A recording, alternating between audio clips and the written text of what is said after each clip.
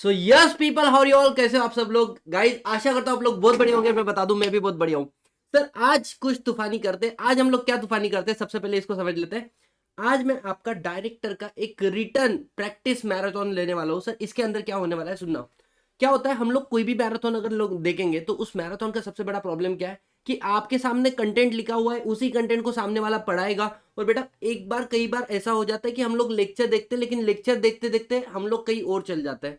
लेकिन अगर आप खुद को एंगेज रखना चाहते हो और आप चाहते हो कि जब आधे एक घंटे से आप उठो टॉपिक को पढ़कर, तो फिर उस केस में मेरा सब कुछ लर्न हो जाना चाहिए, मेरा मन नहीं भटकना चाहिए। इसके लिए आपको कोई मस्कल मेमोरी यूज करनी पड़ेगी, और वो है अपनी हाथ की पावर। ठीक है, मतलब अरे राइटिंग प्रैक्टिस करेंगे। ठीक है, अब सुनना क्या होगा। कभी कभी एग्जाम में जाने के बाद में माइंड ब्लैंक हो जाता है, लेकिन आपको पता है कभी कभी ऐसा भी होता है कि कोई कंसेप्ट आपके दिमाग में चल रहा है और आप आगे का लिखते रहते हो। क्यों?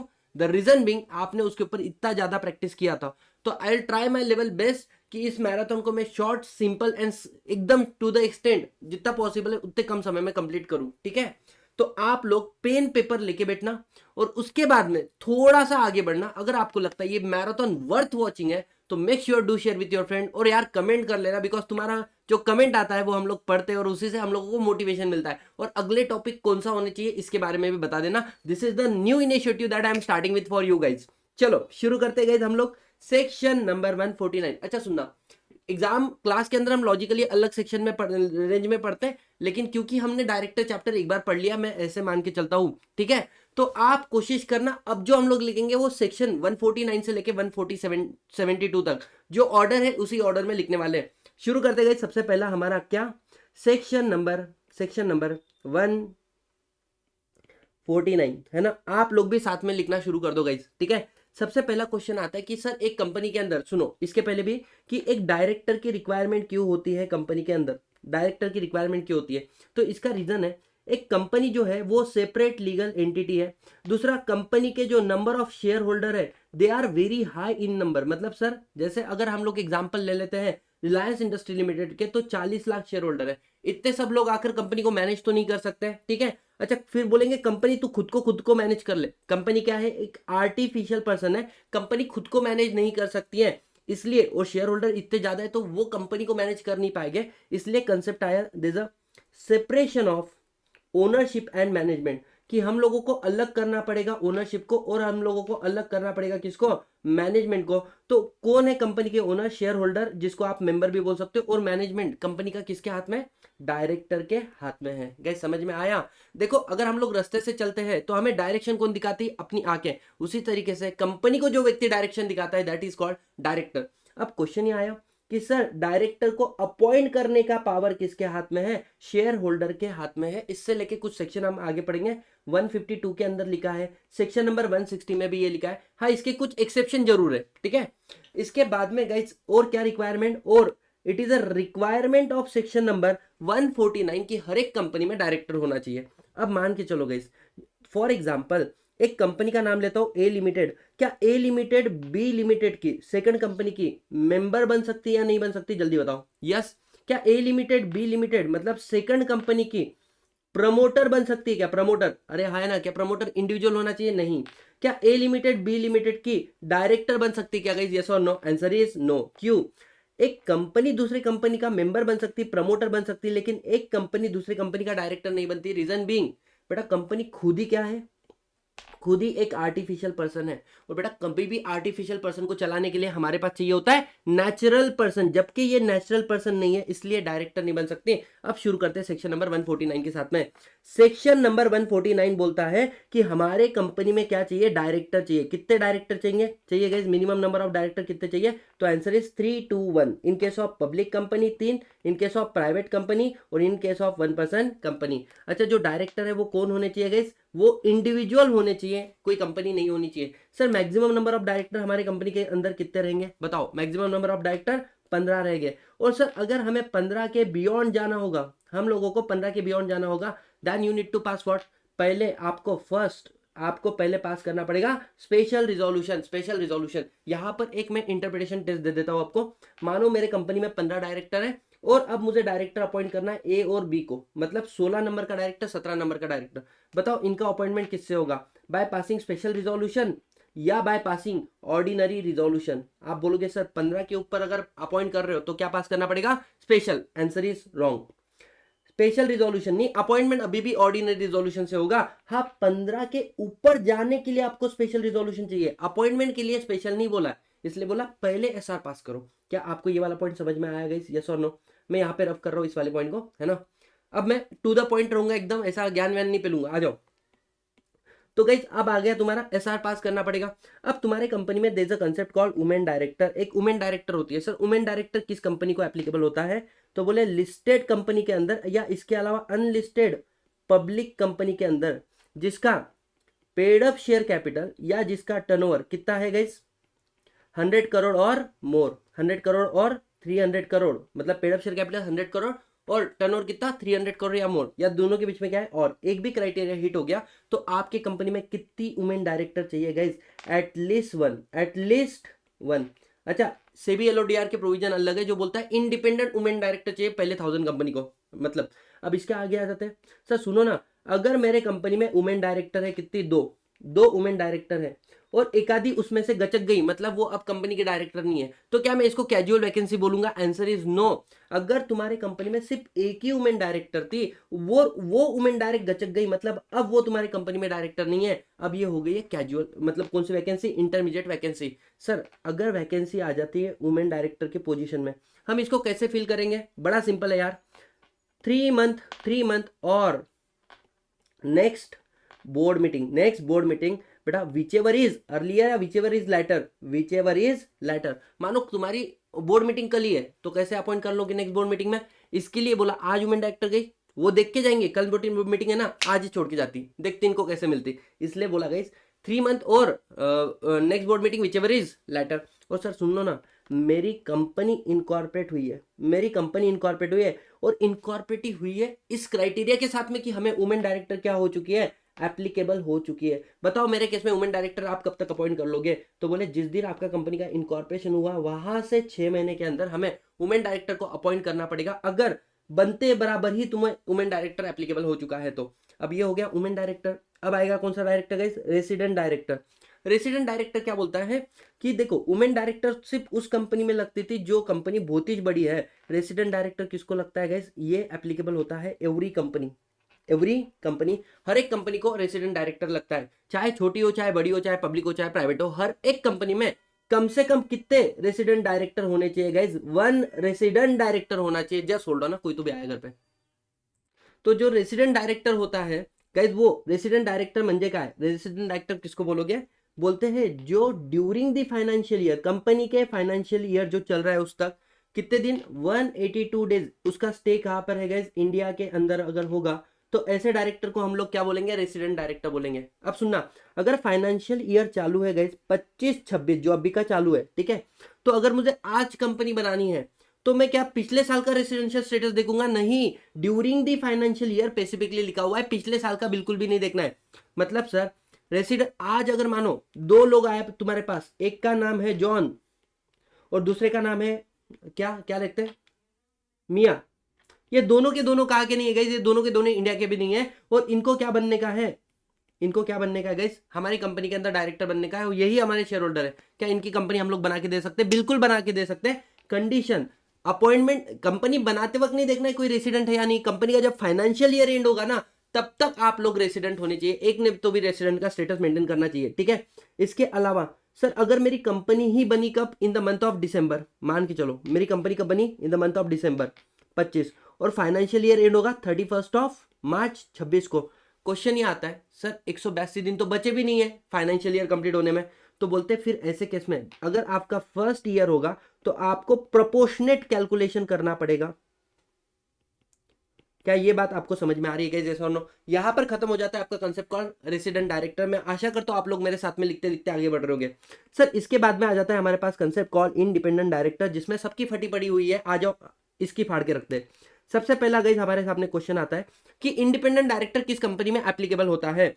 अगर आपकी कंपनी कौन सी कंपनी है गाइस? लिस्टेड कंपनी है। मैं लॉजिक वगैरह नहीं बता रहा, इंडिपेंडेंट डायरेक्टर की गहराइयों में जाके नहीं बता रहा हूं मैं, सत्यम के केस में, ठीक है, या फिर इन्फोसिस वाली बात। तो अगर मैं बात करूं तुम लोगों को कि लिस्टेड कंपनी के अंदर आपको कंपलसरी कितने 1/3 of total number of director जो रहेंगे वो चाहिए, कौन से डायरेक्टर, इंडिपेंडेंट डायरेक्टर। और सर इसके अलावा क्या बोला है, अगर आप एक अनलिस्टेड पब्लिक कंपनी हो, अनलिस्टेड पब्लिक कंपनी हो या और आपका paid up share capital turnover या आउटस्टैंडिंग जो लोन है, बोरोइंग है, डिपॉजिट है, वो कितना हो रहा है गाइस, 110 करोड़ और मोर, 100 करोड़ और मोर, और गाइस 50 करोड़, यहाँ पे 50 करोड़ एंड मोर नहीं बोला हुआ है। तो ऐसे केस में क्या बोला हुआ है, आपके कंपनी में कम से कम 2 इंडिपेंडेंट डायरेक्टर चाहिए, 2 इंडिपेंडेंट डायरेक्टर चाहिए सर। लेकिन ये अगर क्राइटेरिया हिट होने से मेरे कंपनी में एक कंसेप्ट आ जाता है सेक्शन 177 के अंदर, audit committee. Audit committee, audit committee का क्या बोला जाता है कि ऑडिट कमिटी में कम से कम कितने डायरेक्टर चाहिए गाइस, 3 डायरेक्टर, और इसके मेजॉरिटी डायरेक्टर क्या होने चाहिए, इंडिपेंडेंट डायरेक्टर। सर मानो मेरे कंपनी की ऑडिट कमिटी के अंदर 10 डायरेक्टर हैं और इसके मेजॉरिटी कितने चाहिए, 6 इंडिपेंडेंट डायरेक्टर चाहिए। और सर इंडिपेंडेंट डायरेक्टर तो मेरे कंपनी में सेक्शन 149 बोलता है सिर्फ 2 चाहिए, ऑडिट कमिटी की रिक्वायरमेंट है 6 चाहिए। बताओ कौन जीतेगा। अगर सेक्शन 149 और ऑडिट कमिटी के बीच में कॉन्फ्लिक्ट हो जाता है, ऑडिट कमिटी जीत जाएगा, ऑडिट कमिटी जीत जाएगा। ठीक है, ये हो गया कौन सा आपका इंडिपेंडेंट डायरेक्टर की एप्लीकेबिलिटी के बारे में। सर सुनो, अब हमारे कंपनी में अगर इंडिपेंडेंट डायरेक्टर अपॉइंट करने का है तो कुछ कंडीशन है इंडिपेंडेंट डायरेक्टर की। सबसे पहली कंडीशन क्या है गाइस, जो भी व्यक्ति आपका इंडिपेंडेंट डायरेक्टर बनना चाहता है, जो भी व्यक्ति, उसका नाम ऑलरेडी कहां पर होना चाहिए, एक डेटा बैंक होता है उसके अंदर उसका नाम इंक्लूडेड होना चाहिए, डेटा बैंक के अंदर उसका नाम होना चाहिए। अगर किसी का नाम डेटा बैंक में नहीं है तो वो इंडिपेंडेंट डायरेक्टर बन ही नहीं सकता। ठीक है, अब सर इस डेटा बैंक में से नाम सिलेक्शन करने का, नाम सिलेक्शन करने की, उसका ड्यू डिलिजेंस करने की जिम्मेदारी किसकी, उसकी ड्यू डिलिजेंस करने की जिम्मेदारी कंपनी की है। लेकिन सुनो, जैसे ही वो आपकी कंपनी में एज अ डायरेक्टर बनकर आ रहा है, अब कुछ कंडीशन है। क्या सर, हमने किया इसका appointment as a independent director बोलकर इसको अपॉइंट कर दिया। अपॉइंट करने के बाद में इसको बोला जाता है अब तू शेड्यूल 4 का जो code of conduct, code of conduct है किसका, इंडिपेंडेंट डायरेक्टर का, तुझे उसको करना पड़ेगा follow, you have to follow that. क्योंकि तू इंडिपेंडेंट डायरेक्टर है हमारे कंपनी में, तुझे ईसॉप नहीं मिलेगा, मतलब एम्प्लॉय स्टॉक ऑप्शन प्लान में तेरे को पार्टिसिपेशन मिलने वाला नहीं है। आगे जाके सेक्शन नंबर 152 बढ़ेंगे जहां पे बोलता है you are not a director retire by rotation. Director retire by rotation की प्रोविजन तेरे ऊपर नॉट एप्लीकेबल, नॉट एप्लीकेबल। इसके अलावा सर इंडिपेंडेंट डायरेक्टर से हम लेते हैं डिक्लेरेशन। डिक्लेरेशन क्या, कि आज भी वो क्या है, अपना इंडिपेंडेंट मेंटेन कर रहा है, इंडिपेंडेंस मेंटेन कर रहा है। कब लेना ये डिक्लेरेशन, 3 बार, मतलब अपॉइंटमेंट के बाद में, नेक्स्ट बोर्ड मीटिंग में, एवरी फाइनेंशियल ईयर के फर्स्ट बोर्ड मीटिंग में, और उसके बाद में guys whenever there is a change in the circumstances, कुछ चीजें चेंजेस हुई है जिसके विच अफेक्ट हिज इंडिपेंडेंस, जिसके वजह से उसके इंडिपेंडेंस में फर्क आता है। ऐसे केस में उसके नेक्स्ट बोर्ड मीटिंग में भी, उसके नेक्स्ट बोर्ड मीटिंग में से भी उससे क्या लेंगे हम लोग, डिक्लेरेशन लेंगे कि वो अभी भी हमारी कंपनी के लिए इंडिपेंडेंट का क्राइटेरिया सेटिस्फाई कर रहा है।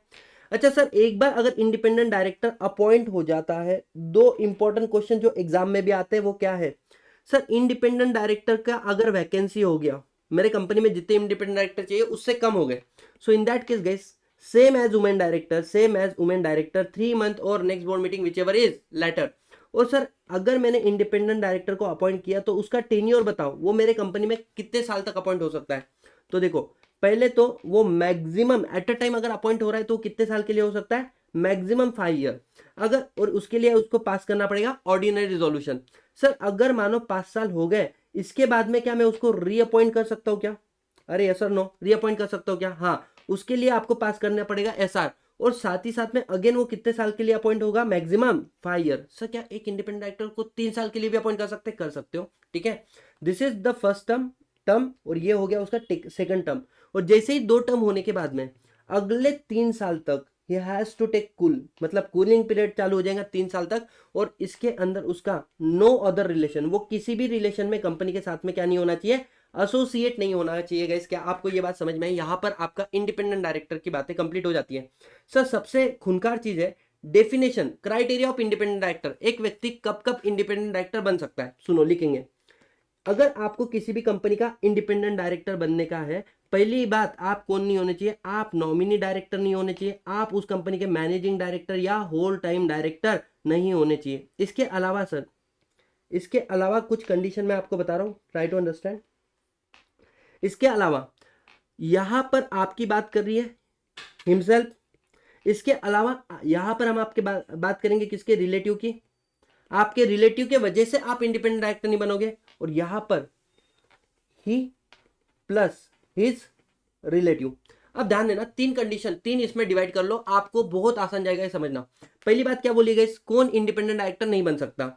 अगर देखो, अगर आप पर्सन ऑफ इंटीग्रिटी, एक्सपीरियंस और रिलीवेंट एक्सपर्ट रखते हो तो आप इंडिपेंडेंट डायरेक्टर बन सकते हो। इसके अलावा इन्होंने क्या बोला है कि अगर आप कंपनी होल्डिंग सब्सिडरी एसोसिएट के क्या हो, प्रमोटर हो या प्रमोटर रह चुके हो, आप उस कंपनी के इंडिपेंडेंट डायरेक्टर नहीं बन सकते। या फिर आप कंपनी होल्डिंग सब्सिडरी एसोसिएट के जो प्रमोटर है या जो डायरेक्टर है, अगर आप उनके क्या हो, रिलेटिव हो, तो बेटा आप इंडिपेंडेंट डायरेक्टर नहीं बन सकते। मतलब if you are promoter director या फिर relative of the promoter director of company holding subsidiary associate, you can not be independent director. इसके अलावा क्या बोला है, इसके अलावा बोला है कि अगर आपका कंपनी के साथ में कौन सा रिलेशन है, मनी रिलेशन, मतलब पेक्यूनरी रिलेशन है, पेक्यूनरी रिलेशन है, तो भी आप किसके साथ में, कंपनी होल्डिंग सब्सिडरी एसोसिएट के साथ में अगर आपका पेक्यूनरी रिलेशन है तो भी आप उस कंपनी के इंडिपेंडेंट डायरेक्टर नहीं बन सकते। लेकिन सर सुनो ना, अगर मैं कंपनी के ऑर्डिनरी कोर्स ऑफ बिजनेस वाला ट्रांजेक्शन कर रहा हूं एट आर्म्स लेंथ प्राइस, मतलब कोलगेट कंपनी का मैंने कोलगेट क्या परचेस कर लिया, टूथपेस्ट क्या परचेस कर लिया, क्या मैं कोलगेट में इंडिपेंडेंट डायरेक्टर नहीं बन सकता हूं? बन सकते हो। ठीक है, यहां पर मैं तुमको एग्जांपल दिया था मेरे दोस्त का जो ऑडिटर है विवेक ओबराय का, डायमंड बिजनेस में से 6 लाख की डायमंड रिंग उसको 5 लाख रुपए, सॉरी 50,000 में देने के लिए रेडी हो गया था। अगर वो ले लेता ना तो तुमको लोगों से कम रेट में मिला, आर्म्स लेंथ प्राइस के नीचे मिला, आप उस कंपनी में इंडिपेंडेंट डायरेक्टर नहीं बन सकते। आ जाओ, वैसे भी वो नहीं बन सकता, वो ऑडिटर है उस कंपनी का।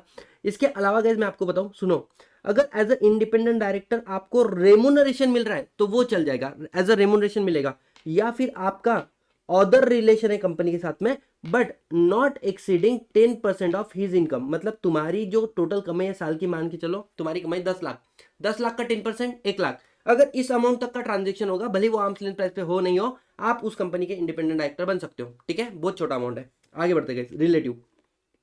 अब रिलेटिव देखो, आपका जो रिलेटिव इसने कांड कर दिया, आपके रिलेटिव ने कांड कर दिया, इसलिए आप इस कंपनी के क्या नहीं बन सकते हो, इंडिपेंडेंट डायरेक्टर नहीं बन सकते हो। सर मेरे रिलेटिव ने क्या कांड कर डाला, बेटा उसने कंपनी होल्डिंग सब्सिडरी एसोसिएट के शेयर्स, मतलब सिक्योरिटीज परचेस कर लिए, कितने, एक्सीडिंग 50 लाख रुपीज के, या फिर 2% of paid up share capital का, है ना। मैं यहाँ पे 2 साल 3 साल वाली बातें छोड़ रहा हूँ क्योंकि ये रिवीजन है और मैं चाहता हूँ कि कंसेप्ट मोटा मोटी लर्न हो जाए, सब कुछ तुम्हारे हाथ से लिख के हो जाए और तुम्हारा कॉन्फिडेंस बढ़ जाए। उसके अलावा मेरे को कोई एक्सपेक्टेशन नहीं है इस वाली मैराथन से। ठीक है, आगे बढ़ो।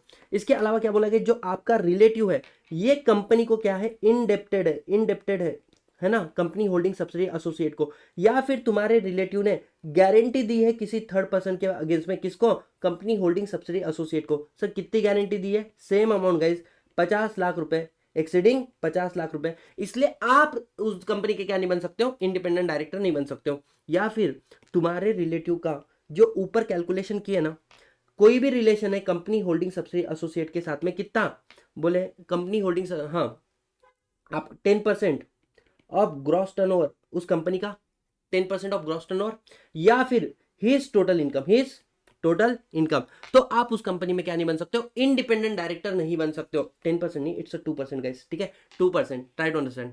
इसके बाद में आ जाते हैं, आप देखो, अगर आप या आपके रिलेटिव उस कंपनी के अंदर केएमपी है या फिर एम्प्लॉय है, किसके अंदर, कंपनी होल्डिंग सब्सिडरी एसोसिएट के अंदर, तो आप इंडिपेंडेंट डायरेक्टर नहीं बन सकते। अच्छा सुनो, इसमें एक एक्सेप्शन है। एक्सेप्शन क्या है कि अगर मेरा रिलेटिव नॉर्मल एम्प्लॉय है तो वो चल जाएगा। दूसरा बात क्या बोला है गाइस, दूसरा बात ये बोला है कि आपके रिलेटिव क्या है, प्रोपराइटर है, पार्टनर है या एम्प्लॉय है किसी फर्म के अंदर, किसी फर्म के अंदर। और ये जो फर्म है ना, ये फर्म कौन सी फर्म है गाइस, एक तो ये ऑडिट फर्म है, किसके, कंपनी होल्डिंग सब्सिडरी एसोसिएट की, या फिर लीगल कंसल्टेंसी फर्म है जिसका 10% से ज्यादा इनकम कहां से आता है guys, company holding subsidiary associate से। अगर आप इसके पार्टनर हो, एम्प्लॉय हो, या फिर आप इसके प्रोपराइटर भी हो, या आपका रिलेटिव पार्टनर एम्प्लॉय या फिर प्रोपराइटर होगा, आप उस कंपनी के इंडिपेंडेंट डायरेक्टर नहीं बन सकते, ठीक है। सर सुनो ना, अगर मैंने मेरे रिलेटिव ने मिलकर कंपनी के अंदर क्या कर लिया, 2% तक का paid up share capital hold कर दिया, हम दोनों ने मिलके, हमारा है ना, तो in that case we can not be क्या बोल सकते हैं यहाँ पे, इंडिपेंडेंट डायरेक्टर। और लास्ट पॉइंट, अगर मेरा रिलेटिव या मैं क्या हूँ, सीईओ हूँ या डायरेक्टर हूँ, किसका सर, किसी एनजीओ का, एनजीओ का मतलब सर आपका सेक्शन 8 कंपनी है ना, ऐसी सेक्शन 8 कंपनी जिसने 2% paid up share capital hold करके रखा है कंपनी के अंदर, या जिसको इनकम आ रही है कितनी, एक्सीडिंग 25% का डोनेशन वगैरह जो बोलते हैं ना, कंपनी होल्डिंग सब्सिडी एसोसिएट या इनके प्रमोटर या इनके डायरेक्टर्स है, तो इन दैट केस हम उस कंपनी के क्या नहीं बन सकते, इंडिपेंडेंट डायरेक्टर नहीं बन सकते। इफ यू सी, तो सेक्शन नंबर 149 पूरा कंप्लीट हो गया। अब ज्यादा टाइम नहीं लगेगा, ये बहुत लेंदी सेक्शन होता है, आगे बढ़ते गए। सेक्शन नंबर 150, सेक्शन नंबर 150 क्या बोलता है, सुनो। अब कंपनी एक्ट ने तो बोल दिया कि इंडिपेंडेंट डायरेक्टर लेकर आओ, किसको बोल दिया गया, आपके कंपनी को, लेकिन हम लोग इंडिपेंडेंट डायरेक्टर लाए कहां से, तो इसलिए बोला एक डेटा बैंक मेंटेन करना है, एक डेटा बैंक मेंटेन करना है। सर ये डेटा बैंक कौन मेंटेन करेगा बताओ, तो बोलता है ये डेटा बैंक मेंटेन करने की जिम्मेदारी Indian institute of corporate affairs को दे दी है, किसने, सेंट्रल गवर्नमेंट ने बोला आप एक डेटा बैंक मेंटेन करो, और बोले देखो जिसको भी क्या बनने का है, इंडिपेंडेंट डायरेक्टर बनने का है, उसने क्या देना चाहिए, उसने एप्लीकेशन करना चाहिए किसके अंदर, अपना नाम डेटा बैंक में डालने के लिए, क्योंकि जब तक आप डेटा बैंक में अपना नाम नहीं डालोगे, आप किसी भी कंपनी के अंदर क्या नहीं बन सकते, इंडिपेंडेंट डायरेक्टर नहीं बन सकते। सर इसके पास डीन होना जरूरी है, जब ये क्या डाल रहा है, इंडिपेंडेंट डायरेक्टर के लिए डेटा बैंक में नाम डाल रहा है, आंसर इज नो, इसके पास डीन होना जरूरी नहीं है। देखो अब इसको अपना नाम डीन होना जरूरी नहीं है, इसने अपना नाम कहाँ पे डालना है, डेटा बैंक में। सर कितने साल के लिए नाम डाल सकते हो, देखो अपने पास ऑप्शन होता है, जब डाल रहे हो तब 1 साल के लिए डालना चाहते हो, 5 साल के लिए डालना चाहते हो, या लाइफ टाइम के लिए डालना चाहते हो। अगर आपने 1 साल या 5 साल के लिए आपका नाम डाला है, ठीक है, तो इन दैट केस आपको इसको क्या करना पड़ेगा, रिन्यू करना पड़ेगा गाइस, रिन्यू करना पड़ेगा। अब इसके अलावा क्या बोला है, आपको एक एग्जाम देना पड़ेगा, ओपी सेट मतलब ऑनलाइन प्रोफिशिएंसी टेस्ट। इसको पास करने के लिए आपको 50% क्या चाहिए, उसके अंदर मार्क चाहिए गाइस, 50% मार्क चाहिए, और ये एग्जाम आपको पास करना है 2 साल के अंदर, नंबर ऑफ अटेम्प्ट के ऊपर कोई रिस्ट्रिक्शन नहीं है।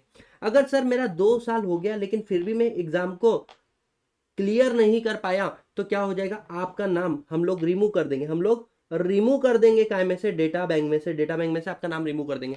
सर डेटा बैंक में से नाम रिमूव करने के बाद में मैं तो रोते बैठूंगा, हाँ तो रोने का नहीं, एक तुम्हारे लिए स्कीम लेकर आए हम लोग, आप 1,000 रुपए और पे कर दो और हम आपका नाम क्या कर देंगे, रिस्टोर कर देंगे। सर डेटा बैंक के अंदर रिस्टोर करोगे क्या, नहीं, एक स्पेशल कैटेगरी के अंदर आपका नाम डाल देंगे। अब आप आने वाले 1 साल में क्या करो, एग्जाम को क्लियर कर दो, और अगर आपने आपका नाम एग्जाम में क्लियर कर दिया तो स्पेशल कैटेगरी से आपका नाम हटा के फिर से हम लोग कहाँ पे डाल देंगे, डेटा बैंक के अंदर डाल देंगे। गाइस समझ में आया, यस और नो। और सर अगर मैं एग्जाम फिर भी क्लियर नहीं कर पाया, तो फिर आपको स्टार्टिंग से वापस नया फ्रेश एप्लीकेशन 2 साल वाला है ना, वो सब कुछ फॉलो करना पड़ेगा। रिन्यू कितने दिन के अंदर, एक्सपायर होने के 30 दिन के अंदर रिन्यू करना है। अब इस डेटा बैंक में से कंपनी क्या करती है बेटा, कंपनी है ना इस डेटा बैंक की लिस्ट को करती है परचेस करती है लिस्ट को, और लिस्ट को परचेस करने के बाद में उनके पास नाम आ गए काफी सारे लोग, कौन कौन इंडिपेंडेंट डायरेक्टर बन सकते हैं। कंपनी की ड्यूटी है कि वो क्या करे, इसका ड्यू डिलीजेंस करे बिफोर अपॉइंटमेंट। समझ में आया गया, जैसा और नो। अब तुम सोच के बताओ यार, कुछ ऐसे लोग रहेंगे धुरंधर जिनका अनुभव बहुत बड़ा है, क्या उनको भी ये एग्जाम देना मैंडेटरी रहना चाहिए, आंसर इज नो। तो ऐसे कुछ लोग हैं जिनको ओपी सेट से मिल जाएगा क्या, एग्जाम्शन मिलेगा। सर ऐसे कौन है, अगर आपको 3 साल का एक्सपीरियंस है, किसके अंदर गए, किसी लिस्टेड कंपनी के अंदर, या फिर किसी अनलिस्टेड पब्लिक कंपनी का जिसका पेड अप शेयर कैपिटल कितना है गाइस, 10 करोड़, या फिर आप इंडिया के किसी मतलब आउटसाइड इंडिया किसी एंटिटी के अंदर डायरेक्टर वगैरह का पोजीशन होल्ड कर रहे हो, है ना, कैसा, और वो जिस कंट्री में है वो एंटिटी, वो फाइनेंशियल एक्शन टास्क फोर्स की क्या है, मेंबर है। मतलब अगर कोई कंपनी इंडिया के बाहर लिस्टेड है और वो country financial action task force की क्या है, मेंबर है, अगर आपको उसका अनुभव है तो भी आपको ओपी सेट का एग्जाम देने की जरूरत नहीं है 3 साल का। या फिर सर सुनो ना, मैं किसी स्टैट्यूटरी कॉर्पोरेशन के अंदर 3 साल का अनुभव रख चुका हूं, तो मेरे को भी ओपी सेट के एग्जाम देने की जरूरत नहीं है। सर सुनो ना, जो सेंट्रल गवर्नमेंट या फिर स्टेट गवर्नमेंट की मिनिस्ट्री होती है ना, हाँ, तो उस मिनिस्ट्री के अंदर में डायरेक्टर या उसके अबव वाले स्केल, मतलब उसके अबव के पोजीशन पे रह चुका हो, 3 साल का अनुभव है, आपको भी फिर से कोई क्या नहीं करना पड़ेगा, ये ओपी सेट का एग्जाम नहीं देना है। या सर सुनो ना, जो रेगुलेटरी अथॉरिटी है ना, रेगुलेटरी अथॉरिटी मतलब कौन? रेगुलेटरी अथॉरिटी का मतलब आता है कि आपका सेबी हो गया, आरबीआई हो गया, ये जो आईसीआईसीआई बोल रहा हूँ, सीसीआई हो गया, कंपटीशन कमीशन ऑफ इंडिया हो गया, है ना। अगर आप रेगुलेटरी अथॉरिटी के अंदर चीफ जनरल मैनेजर या उसके अबव पे स्केल पे हो गए तो आपको ये एक्सपीरियंस ये नहीं देना है, एग्जाम नहीं देना है। या सर सुनो ने, मेरे को 10 साल का अनुभव as a practising CA, CS, CMA या फिर एडवोकेट, अगर इतना सारा बड़ा अनुभव है आप, तो आपको भी ओपी सेट का एग्जाम देने की बिल्कुल भी जरूरत नहीं है। क्या आपको ये सारी बातें समझ में आई? जल्दी बताओ यस और नो। तो गाइज यहाँ पर आपका सेक्शन नंबर 150 हो गया खत्म। अब आ जाते हैं सेक्शन नंबर 151 के ऊपर, जो बात करता है किसके बारे में? Small share holder director of the company. ठीक है, चलो आ जाओ। सेक्शन नंबर 151 जो बात करता है small share holder director, small share holder director. अब सुनिए क्या बोलता है कि अगर आप चाहते हो कि कोई लिस्टेड कंपनी है वहां पर सारे डायरेक्टर कौन अपॉइंट करता होगा रे? जो कंपनी के बड़े बड़े शेयर होल्डर है उनके इच्छा से अपॉइंट हो जाएंगे डायरेक्टर। तो हमने क्या बोला कि अगर कोई स्मॉल शेयर होल्डर है, मतलब सर जिसके पास फेस वैल्यू लेस देन 20,000 तक के ही शेयर्स है ना, अप टू लेस देन 25, तो वो हो गया हमारे small share holder. Now they want कि हमारा एक डायरेक्टर कहाँ पर अपॉइंट होना चाहिए कंपनी के अंदर? सर कौन सी? पब्लिक कंपनी, प्राइवेट कंपनी या फिर लिस्टेड? तो only in case of listed company. तो in case of listed company तो आप कर सकते हो क्या? एप्लीकेशन। सर एप्लीकेशन करने की कंडीशन क्या है? एप्लीकेशन करने की कंडीशन ये है कि आपको कम से कम 14 day before general meeting, 14 day before general meeting आपको अप्लाई करना पड़ेगा। और साथ ही साथ में आपको क्या देना पड़ेगा गाइस? कितने लोग अप्लाई करेंगे? कम से कम 1000 स्मॉल शेयर होल्डर या फिर 1/10 of total small share holder, इतने लोग अगर अप्लाई करेंगे तो लिस्टेड कंपनी को। अब जब आप लोग एप्लीकेशन दोगे, मेक श्योर आपको कुछ बातें बतानी पड़ेगी। स्मॉल शेयर होल्डर क्या बताएगा और स्मॉल शेयर होल्डर डायरेक्टर क्या बताएगा? स्मॉल शेयर होल्डर बताएगा नेम, उसका एड्रेस, नंबर ऑफ शेयर उसके पास कितने, क्योंकि वो स्मॉल शेयर होल्डर है या नहीं वो भी तो देखना पड़ेगा, और साथ ही साथ में उसका फोलियो नंबर। और सेम बातें वो बताएगा कि जिसको हमने प्रपोज किया है स्मॉल शेयर होल्डर डायरेक्टर बोलकर, उसका भी नेम, उसका भी एड्रेस, उसका भी नंबर ऑफ शेयर उसने कितने रखे और उसका भी फोलियो नंबर। लेकिन एक बात याद रखना, जिसको आप स्मॉल शेयर होल्डर बना रहे हो शायद वो कंपनी का शेयर होल्डर नहीं है, नॉट शेयर होल्डर, तो ये वाला पॉइंट उसको नॉट एप्लीकेबल। इसके अलावा स्मॉल शेयर होल्डर तेरे को क्या बताना है? तेरे को ये बताना है कि तेरे पास दिन है, तू 164 के अंदर, सेक्शन 164 के अंदर डिस्क्वालीफाइड नहीं है ना, ये बात तेरे को बताना पड़ेगा। और तेरे को DIR2 मतलब consent to act as a director, तेरे को अपना कंसेंट लेटर देना पड़ेगा। अगर पॉइंट 1, पॉइंट 2, पॉइंट 3 ये चीजें तुम लोग दे दो तो कंपनी के पास कंपलसरी है क्या? नहीं, कंपनी के पास ऑप्शन है, वो चाहे तो small share holder director appoint करें, नहीं तो स्मॉल शेयर होल्डर डायरेक्टर को अपॉइंट नहीं करेंगे। तो कंपनी कब अपॉइंट कर सकती है गाइस? एक तो सुओ मोटो मतलब खुद की इच्छा हुई तो, या फिर उसके पास एप्लीकेशन आया हुआ है जो हमने यहाँ पर बताया ना, वो एप्लीकेशन आया होगा। अच्छा, जब भी आप स्मॉल शेयर होल्डर डायरेक्टर को अपॉइंट करोगे, कितने स्मॉल शेयर होल्डर डायरेक्टर को अपॉइंट करोगे? 1 स्मॉल शेयर होल्डर डायरेक्टर। अब जैसे ही आपने किसी को स्मॉल शेयर होल्डर डायरेक्टर बोलकर अपॉइंट किया, पहली बात मैक्सिमम टेन्योर बताओ, मैक्सिमम वो 3 साल के लिए अपॉइंट होने वाला है, उसके बाद में 3 ईयर उसका क्या रहेगा? Cooling period. और इस पीरियड में भी वो कंपनी से किसी भी रिलेशन में क्या नहीं होना चाहिए? कनेक्टेड नहीं होना चाहिए। दूसरा बात क्या बोला है गाइस कि आप मैक्सिमम कितने कंपनी के अंदर स्मॉल शेयर होल्डर डायरेक्टर रह सकते हैं? तो बोले कंपनी 1 और साथ ही साथ में कंपनी 2। लेकिन जो कंपनी 2 है वो कंपनी 1 के साथ में कॉन्फ्लिक्ट में नहीं होनी चाहिए या कॉम्पिटेटिव बिजनेस में नहीं होनी चाहिए। कॉन्फ्लिक्ट में नहीं होनी चाहिए, कॉम्पिटेटिव बिजनेस में नहीं होनी चाहिए। सर क्या small share holder director company का इंडिपेंडेंट डायरेक्टर होना जरूरी है? नहीं। क्या स्मॉल शेयर होल्डर डायरेक्टर को हम लोग कंपनी का इंडिपेंडेंट डायरेक्टर भी बोल सकते हैं? हाँ, स्मॉल शेयर होल्डर डायरेक्टर को आप कंपनी का इंडिपेंडेंट डायरेक्टर बोल सकते हो अगर उसने सेक्शन 149 सबसेक्शन 6 मतलब वो जो कंडीशन पढ़े थे ना हमने 10-12 पॉइंट, और साथ ही साथ में सेक्शन नंबर 149 सबसेक्शन 7 मतलब डिक्लेरेशन दे दिया इंडिपेंडेंट डायरेक्टर का, तो उसको हम लोग इंडिपेंडेंट डायरेक्टर भी बोल देंगे। कैसे? जल्दी बताओ, क्या आपको ये सारे पॉइंट समझ में आए with respect of small share holder? हाँ सर, ये कौन सा डायरेक्टर होगा, रोटेशनल नॉन रोटेशनल? बेटा बोलते हैं ये नॉन रोटेशनल डायरेक्टर होता है, मतलब ये liable to retire by rotation नहीं है, ये रिटायर नहीं होने वाला है एजीएम के अंदर। और लास्ट वाला बात क्या बोला है गाइस इनको, क्या एक स्मॉल शेयर होल्डर डायरेक्टर को अपना ऑफिस वैकेट करना पड़ सकता है? बताओ, क्या एक स्मॉल शेयर होल्डर डायरेक्टर को अपना ऑफिस वैकेट करना पड़ सकता है? बिल्कुल करना पड़ सकता है। अगर 164 के अंदर आपके ऊपर डिस्क्वालिफिकेशन आ गया या 167 के अंदर आपके वैकेशन ऑफ ऑफिस का, या मानो आप स्मॉल शेयर होल्डर डायरेक्टर थे और आपको हमने इंडिपेंडेंट डायरेक्टर बोलकर भी अपॉइंट किया था और आपने 149 सबसेक्शन 6 जो क्राइटेरिया थे उस क्राइटेरिया को सीज कर दिया, तो इन दैट केस आपको स्मॉल शेयर होल्डर डायरेक्टर की पोजीशन से हटना पड़ेगा। गाइस मुझे बताओ, क्या मैं बोल सकता हूँ we are done with the small share holder director, yes और नो? अब आता है आपका section number 152। Section number 152, sir section number 152 क्या बोलता है, सुनना एकदम आराम से। जैसे ही आपने कंपनी बनाई, सर कंपनी बनाने के बाद में आइडियली और डायरेक्टर को अपॉइंट करने का पावर किसके पास में होता है, शेयर होल्डर के। लेकिन सर शेयर होल्डर की क्या होने वाली है, जनरल मीटिंग।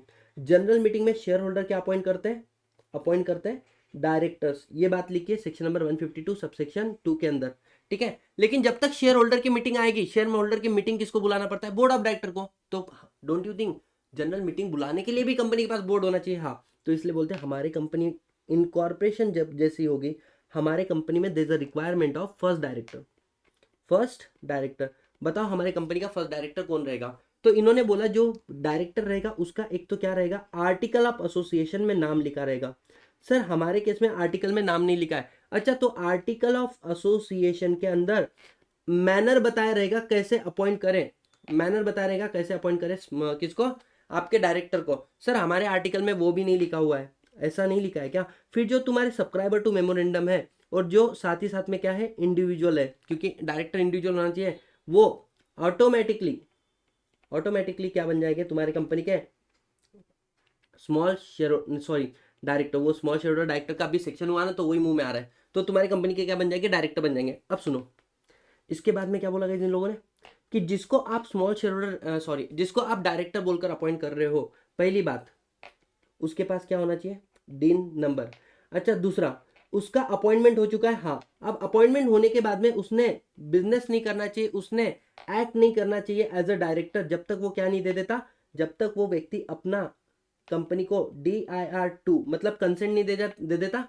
और साथ ही साथ में कंपनी इस कंसेंट को आगे किसको फाइल नहीं कर देती, ROC को। किस फॉर्म में, DIR12 में कंपनी ROC को फाइल नहीं कर देती। और साथ ही साथ में इसको एक स्टेटमेंट भी देना पड़ेगा that I am not disqualified, ठीक है। अच्छा, अगर ऐसा व्यक्ति ऐसे नेशन को बिलोंग करता है, जो इंडिया के साथ में लैंड बॉर्डर शेयर कर रही है, ऐसे व्यक्ति को बोला गया है कि आपको नेशनल सिक्योरिटी क्लियरेंस सर्टिफिकेट भी लेना पड़ेगा मिनिस्ट्री ऑफ होम अफेयर्स से, मिनिस्ट्री ऑफ मतलब अमित शाह जी से, ठीक है। अब सर इनको मैंने अपॉइंट तो कर लिया, इसके बाद में अब जो बात होगी वो होगी सिर्फ और सिर्फ पब्लिक कंपनी के बारे में। किसके बारे में नहीं होने वाली, प्राइवेट कंपनी के बारे में ये बात नहीं होने वाली है। तो पब्लिक कंपनी के बारे में सुनना, क्या बोला, इन केस ऑफ पब्लिक कंपनी कुछ तो डायरेक्टर ऐसे होने चाहिए जो शेयर होल्डर के सामने जाए, जिसको शेयर होल्डर ने अपॉइंट किया हुआ है, और शेयर होल्डर चाहे तो उनको हटा देंगे कंपनी में से, अगर उनका काम अच्छा लगा तो उसको रीअपॉइंट कर लेंगे। मतलब कि बोले जो आपके टोटल नंबर ऑफ डायरेक्टर है, आपकी कंपनी के जो टोटल नंबर ऑफ डायरेक्टर है, मतलब sir total number of director, sir मेरी कंपनी में 15 डायरेक्टर है, जिसमें से 5 इंडिपेंडेंट डायरेक्टर है। बेटा सुनो, जब टोटल नंबर ऑफ डायरेक्टर को कैलकुलेट करोगे उस समय में इंडिपेंडेंट डायरेक्टर को एक्सक्लूड कर देना, उस समय में तुम्हारे जो एडिशनल डायरेक्टर है उसको भी क्या कर देना, एक्सक्लूड कर देना। सर अगर कोई नॉमिनी डायरेक्टर अपॉइंटेड हुआ है बाय लॉ, उसको भी एक्सक्लूड कर देना। अपॉइंटेड बाय एग्रीमेंट हुआ उसको एक्सक्लूड नहीं करते, ठीक है। कुछ बातें आगे समझ में आएंगे। टोटल नंबर ऑफ डायरेक्टर जो है उसके टू थर्ड डायरेक्टर है ना। और अगर सर फ्रैक्शन में आंसर आया तो फ्रैक्शन में तो नेक्स्ट नंबर ले लेना, है ना। जैसे मान के चलो 15 डायरेक्टर के टू थर्ड कितने, नहीं कम करते, 15 के 5 इंडिपेंडेंट है माइनस 10 के टू थर्ड कितने हो जाएंगे गाइस, 6.66। तो यहाँ पर हम लोग कंसिडर कर लेंगे 7। कितने कंसिडर करेंगे, 7 डायरेक्टर रहेंगे, रोटेशनल डायरेक्टर, है ना। और सर 1/3 डायरेक्टर, रिमेनिंग डायरेक्टर जो है मैक्सिमम कितना है, मैक्सिमम 1/3 इसका, क्योंकि 2/3 कम से कम उधर रहेंगे तो इधर ज्यादा में ज्यादा 1/3 रहेंगे ना। ये रहेंगे तुम्हारे non rotational director. Real class में अपन पूरा रिलायंस की वेबसाइट खोल के कैलकुलेशन करके बताता हूँ। अब यहाँ पे दो, तो सर जनरली जो 2/3 डायरेक्टर निकले, मतलब सर मान के चलो 15 डायरेक्टर में से 10 डायरेक्टर क्या निकले मेरे, 10 डायरेक्टर निकले रोटेशनल डायरेक्टर। अब ये रोटेशनल डायरेक्टर के 1/3 डायरेक्टर एक्चुअली AGM में क्या हो जाएंगे, रिटायर हो जाएंगे। मतलब सर 2/3 का 1/3। अब मानो टोटल नंबर ऑफ डायरेक्टर थे 15, जिसका 2/3 कितना निकला, 10। अब 10 का 1/3 कितना आ जाएगा 3.33, यहाँ पर ये हो जाएंगे रिटायर। और सर अगर इसका आंसर क्या आया, फ्रैक्शन में आया, फ्रैक्शन में आया, बताओ क्या लोगे, नेक्स्ट नंबर नहीं, नियरेस्ट नंबर लोगे। जैसे यहाँ पर आंसर आया 3.10 का थर्ड मतलब 3.33, तो ये 3.33 के पास में, तो 3 डायरेक्टर एक्चुअली क्या हो गए, रिटायर हो गए। अब सर ये जब रिटायर हो रहे हैं तो शेयर होल्डर के पास ऑप्शन है, क्या ऑप्शन है, शेयर होल्डर एक तो इसको कर लेंगे रीअपॉइंट क्योंकि इसका काम बहुत अच्छा था, बहुत अच्छा था, या फिर शेयर होल्डर बोलेंगे इसके जगह पे अपॉइंट करो किसी और को, इसके जगह पे किसी और को, या फिर शेयर होल्डर बोलेंगे नॉट टू अपॉइंट एनीवन, ऐसा वो रिजोल्यूशन पास कर देंगे, ऐसा रिजोल्यूशन पास कर देंगे, ठीक है। अब सर सुनो ना, ये 10 डायरेक्टर में से कौन से डायरेक्टर रिटायर होंगे, कौन से डायरेक्टर एग्जैक्ट कौन से 3 रिटायर हो गए, तो बोलते सुनो, सबसे पहले वो रिटायर होगा जो क्या है, लॉन्गेस्ट इन ऑफिस। सर कोई भी लॉन्गेस्ट इन ऑफिस नहीं है, multiple director same day appoint हुए, तो बोले फिर आप म्यूचुअली डिसाइड करो, अगर आप सेम डे पे अपॉइंट हुए हो ना, तो आप म्यूचुअली डिसाइड करो कि तुम में से कौन जाना चाहता है शेयर रिटायर होने के लिए। और सर सुनो ना, कोई नहीं जाना चाहते, फिर हम ड्रॉ करेंगे हम ड्रॉ करेंगे लॉटरी और डिसाइड करेंगे कौन जाएगा, ठीक है। अब क्या हुआ ना, आप रीअपॉइंट, आपको रीअपॉइंट कर सकते हैं, या जाने नहीं देंगे तुझे, देंगे नहीं जाने नहीं, है ना, या फिर आपकी जगह पे किसी और को अपॉइंट करेंगे, या फिर डिसीजन लेंगे किसी को भी अपॉइंट नहीं करना है। Sir we are unable to take decision, unable to take decision, हम डिसीजन नहीं ले पाए, मीटिंग क्या हो जाएगी, एडजर्न हो जाएगी मीटिंग। सर जब भी मीटिंग एडजर्न होती है ना, ध्यान देना, अगर वो नेशनल हॉलीडे है, if it is national holiday, तो बेटा मीटिंग एडजर्न हो जाएगी नेक्स्ट डे पे, है ना। एडजर्न मीटिंग में भी also unable to take decision, adjourn meeting में भी हम लोग डिसीजन ले नहीं पाए, तो सर अब यहां पर भी डिसीजन नहीं ले पाए रीअपॉइंटमेंट ऑर्डर का, तो फिर बेटा ऐसे केस में क्या हो जाएगा, जो रिटायरिंग डायरेक्टर है वो ऑटोमेटिकली क्या हो जाएगा, रीअपॉइंट।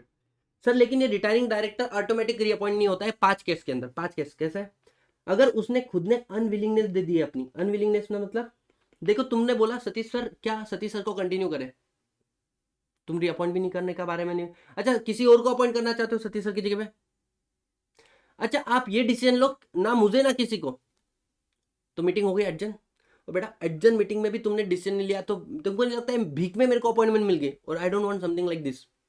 अपॉइंट होना है तो खुद के तजुर्बे पे होना है, तुम कुछ नहीं बोल रहे इसलिए मैं अपॉइंट हो गया, रीअपॉइंट हो गया, तो मैंने खुद ने नोटिस दे दिया अनविलिंगनेस, मेरे को डायरेक्टर नहीं बनने का तुम्हारी कंपनी में, तो बेटा ये चल सकता है क्या। दूसरा, आपके अपॉइंटमेंट के लिए OR या SR चाहिए होगा स्पेसिफिकली, तो वैसे केस में अपन रीअपॉइंट नहीं होते। सर अगर मानो तीसरा ग्राउंड क्या हो सकता है, सेक्शन नंबर 162 आगे जाके पढ़ेंगे, उस वाले केस में भी आपकी क्या नहीं होती है, ऑटोमेटिक रीअपॉइंटमेंट नहीं होती है गाइस, समझ में आया। और अगर आप फेल हो चुके हो, मतलब जनरल मीटिंग में आपका अपॉइंटमेंट रखा था लेकिन वो फेल हो चुका है, या फिर आप 164 में डिसक्वालीफाइड हो, तो ऐसे वाले केस में ऑटोमेटिक रीअपॉइंटमेंट नहीं होती है। आई होप आप सारी बातें मेरे साथ में लिखते लिखते आगे बढ़ रहे होगे। अब तुम वीडियो को पॉज कर सकते हो गाइस, कमेंट कर दो यार, कमेंट कर दो, है ना, अच्छा लगता है, आगे बढ़ते गाइस, ठीक है। ये हो गया सर सेक्शन नंबर 152 पूरा का पूरा। अब आते हैं हम लोग सेक्शन नंबर 153 से लेके सेक्शन नंबर 159, चैप्टर खत्म होने में आ गया बहुत जल्दी, ठीक है। क्या बोलता है कि किसी भी व्यक्ति को डायरेक्टर बनना होगा तो पहले उसको अप्लाई करना पड़ेगा सेंट्रल गवर्नमेंट को, काय के लिए गए, डीन के लिए वो एप्लीकेशन करेगा, एक तो DIR3 के अंदर, मतलब उसको डायरेक्टर बनना है बोलकर DIR3 के अंदर एप्लीकेशन करेगा, या सर वो एग्जिस्टिंग कंपनी में हो रहा है, या वो न्यू कंपनी के अंदर डायरेक्टर बनना चाहता है ना, तो स्पाइस प्लस बोलकर एक फॉर्म होता है, स्पाइस प्लस, इसके अंदर आप मैक्सिमम 3 डायरेक्टर के डीन एप्लीकेशन डाल सकते हो, 3 डायरेक्टर के डीन एप्लीकेशन डाल सकते हो, ठीक है। जैसे आपने एप्लीकेशन डाला, बेटा सेंट्रल गवर्नमेंट क्या करता है, आपको डीन नंबर दे देगा, आपको डीन नंबर दे देगा, ये किस सेक्शन में लिखा है, डीन के लिए आप अप्लाई करते हो 153 के अंदर, और आपको बेटा डीन नंबर मिल जाता है 154 के अंदर आपको मिल जाता है डीन। हाँ एक कंडीशन है, क्या, ये डीन आपको मिलेगा 1 महीने के अंदर, अगर सर डीन के फॉर्म के अंदर कोई डिफेक्ट रहा, तो फिर आपको 15 दिन मिलते हैं उसको रेटिफाई करने के लिए। सर अगर रेटिफाई कर दिया तो डीन मिल जाएगा, रेटिफाई नहीं किया तो डीन इनवैलिड हो जाएगा, या आपने रिस्पॉन्स ही नहीं दिया तो डीन क्या हो सकता है गाइस, रिजेक्ट भी हो सकता है, ठीक है। अब सर मेरे को एक बार डीन मिल गया, क्या मैं फिर से और एक नया डीन के लिए अप्लाई कर सकता हूं? सेक्शन नंबर 155 बोलता है आपको डबल डीन लेना अलाउ नहीं है। हाँ, यहां पर भी एक कंडीशन है कि अगेन वो नेशनल क्या बोल सकते हैं, वो उस नेशन का है जो क्या कर रही है, शेयर कर रही है land border with India, land border. तो ऐसे व्यक्ति के पास उसको डीन देने के पहले हमारे पास होना चाहिए national clearance, national security clearance from ministry of home affairs, तभी उसके लिए डीन जनरेट करना, नहीं तो उसके लिए डीन जनरेट मत करना, ठीक है। अब सर जैसे किसी को डीन मिला, ये बात अब ये पुराना है, ये आउटडेटेड है ना। सेक्शन नंबर 156 बोलता था कि ये बात आप बताओ किसको, इंटीमेट करो किसको, कंपनी को, और कंपनी ये बात किसको इंटीमेट करेगी, आरओसी को। ये कहाँ पे लिखा है, सेक्शन नंबर 157। लेकिन 156 157 क्या हो चुका है, आउटडेटेड हो चुका है, तो एज ऑन डेट इसकी कोई एप्लीकेबिलिटी नहीं है गाइस, ये आउटडेटेड सेक्शन हो चुके हैं 156 157। जब लोग डायरेक्टर तो बन गए थे बिना डीन के, 2006 में जब नया नया डीन आया था, उस समय के लिए था कि डीन मिलने के बाद में कंपनी को बताओ, और कंपनी आज के डेट में तो डीन नहीं है तो तुम अपॉइंट ही नहीं हो सकते डायरेक्टर बोलकर, ठीक है। चलो, तो अपॉइंटमेंट के बाद में कैसे बताओगे, पहले ही बताना पड़ेगा ना। यस सर, ये समझ में आ गया। इसके अलावा जैसे ही सेक्शन 157 का बात हुआ, सेक्शन नंबर 158 बोलता है mention dean, mention dean in register. अगर कोई रजिस्टर होगा वहां पर भी डायरेक्टर का डीन नंबर लिखो, है ना। कोई इंफॉर्मेशन हो गई या कोई पर्टिकुलर है या कोई रिटर्न आप लोग फाइल कर रहे हो, है ना, और वहां पर रेफरेंस आया है किसका, रेफरेंस आया डायरेक्टर का, तो उस डायरेक्टर के नाम के साथ में आपको क्या लिखना पड़ेगा, उसका डीन नंबर भी मेंशन करना पड़ेगा, उसका डीन नंबर भी मेंशन करना पड़ेगा। गाइस ये बात समझ में आया। सर सेक्शन नंबर 159 क्या बोलता है बेटा, 159 जो है वो पेनल्टी के बारे में बात करता है, पेनल्टी के बारे में बात करता है, जो आप लोगों के लिए इतना रिलेवेंट नहीं है, जो आप लोगों के लिए इतना रिलेवेंट नहीं है। सर क्या हम डीन को सरेंडर भी कर सकते हैं, या हमारा डीन जो है क्या ये डीएक्टिवेट भी हो सकता है, डीएक्टिवेट भी हो सकता है? हाँ हो सकता है। इसको डीएक्टिवेट करने की पावर किसके पास है, सेंट्रल गवर्नमेंट के पास है। या सरेंडर कब, अगर किसी का डेथ हो गया, अगर वो व्यक्ति क्या हो गया, अनसाउंड माइंड हो गया, अगर वो व्यक्ति क्या हो गया, इंसॉल्वेंट हो गया, या फिर उस व्यक्ति ने क्या कर दिया, एप्लीकेशन कर दिया surrender of dean in DIR 5 के अंदर, उसने एप्लीकेशन कर दिया कि मेरे डीन को क्या कर दो, सरेंडर कर दो। तो ऐसे कुछ केसेस है जहां पर आपका डीन क्या हो सकता है गाइस, आपका जो डीन है वो क्या हो सकता है, सरेंडर हो सकता है ना। चलो डन। अब ये हो गया सेक्शन नंबर आपका 159 तक। आ जाते हैं सेक्शन नंबर 160। सेक्शन 160 क्या बोलता है कि किसी को भी अगर डायरेक्टर बोलकर कंपनी का अपॉइंट होना है, मानो आपको you wanted to be appointed as a director of the Reliance industry limited, है ना, आपको खुद को रिलायंस के अंदर डायरेक्टर बोलकर अपॉइंट होने का है। बताओ क्या आप लोग अप्लाई कर सकते हो कि मुझे डायरेक्टर बोलकर अप्लाई करो? हाँ, कैसे करोगे, देखो एक तो आपको खुद को हिमसेल्फ, या फिर कोई मेंबर आपके बारे में देगा एप्लीकेशन, मतलब आपको नोटिस देनी है कंपनी को, नोटिस देनी है, इसको डायरेक्टर बोलकर अपॉइंट करो, कम से कम कितने दिन, 14 दिन पहले जनरल मीटिंग के। हाँ, इसी के साथ में क्या बोला है, आपको साथ में देने पड़ेंगे 1 लाख रुपए, 1 लाख रुपए। अगर तुमको डायरेक्टर बनना है 1 लाख, अच्छा टेंशन न लो, रिफंड हो जाता है, इतना टेंशन न लो, 1 लाख रुपए देने पड़ेंगे। और अगर मैं बात करूं तो 10,000 से भी काम चल जाएगा, कब, इन case of Nidhi company, Nidhi company में 1 लाख नहीं 10,000 चाहिए। 1 लाख रुपए क्यों, एज अ सिक्योरिटी डिपॉजिट, ठीक है। अब ये नोटिस हम लोग आगे किसको भेजेंगे गाइस, अब आपने रिलायंस इंडस्ट्री लिमिटेड को दे दिया, इसके बाद में ये नोटिस आगे 7 डेज बिफोर किसको मिल जाएंगे, हमारे share holder of the company. और सर इसके बाद में क्या हो जाएगी, हमारी मीटिंग आएगी, जनरल मीटिंग आएगी, जनरल मीटिंग के अंदर अगर रिजोल्यूशन पास, एक तो आप क्या हो जाओगे, इलेक्ट, या फिर आप नॉट इलेक्ट, एक तो इलेक्ट नहीं हो गए बट आपको 25% से ज्यादा वोट फेवर में आ गए, वोट फेवर में आ गए। So in that, in both the cases आपको अपना पैसा मिल जाता है रिफंड। मतलब सर सुनो, अगर आप इलेक्ट हो गए तो आपको आपका पैसा, तुम इलिजिबल थे इसलिए तुम्हारा पैसा वापस मिल जाएगा, 1 लाख रुपए, 10,000 रुपए जो भी रहेगा, या फिर 25% से ज्यादा आपको वोट फेवर में आए। सर ये जो 25% वाली बात है ना, दिस इज नॉट एप्लीकेबल। मतलब सेक्शन 8 कंपनी के जो बोर्ड ऑफ डायरेक्टर हैं वो डिफरेंट परसेंटेज भी डिसाइड कर सकते हैं, 10% वगैरह ऐसे डिफरेंट परसेंटेज भी डिसाइड कर सकते हैं, ठीक है। अब सर ये 1 लाख रुपए देने की जरूरत नहीं है, नॉट एप्लीकेबल कब, अगर आप खुद का प्रपोजल दे रहे हो कि मेरे को आपकी कंपनी में इंडिपेंडेंट डायरेक्टर बनना है, नो नीड। या फिर नॉमिनेशन रेम्युनरेशन कमेटी ने आपके बारे में दी है रिकमेंडेशन, एनआरसी बोल रही इसको अपॉइंट करो, ठीक है। या फिर तीसरा, सर हमारे कंपनी में एनआरसी है ही नहीं, ऐसे केस में बोर्ड ऑफ डायरेक्टर दे रहे हैं आपकी रिकमेंडेशन। या फिर अगर आप रिटायरिंग डायरेक्टर हो, बेटा अगर कोई रिटायरिंग डायरेक्टर है उसका प्रपोजल तो खुद बोर्ड ऑफ डायरेक्टर ही देते हैं ना, उसके केस में नहीं लगता है। समझ में आया गाइस, एडिशनल डायरेक्टर को भी एप्लीकेबल होता है ये वाला प्रोविजन, ठीक है।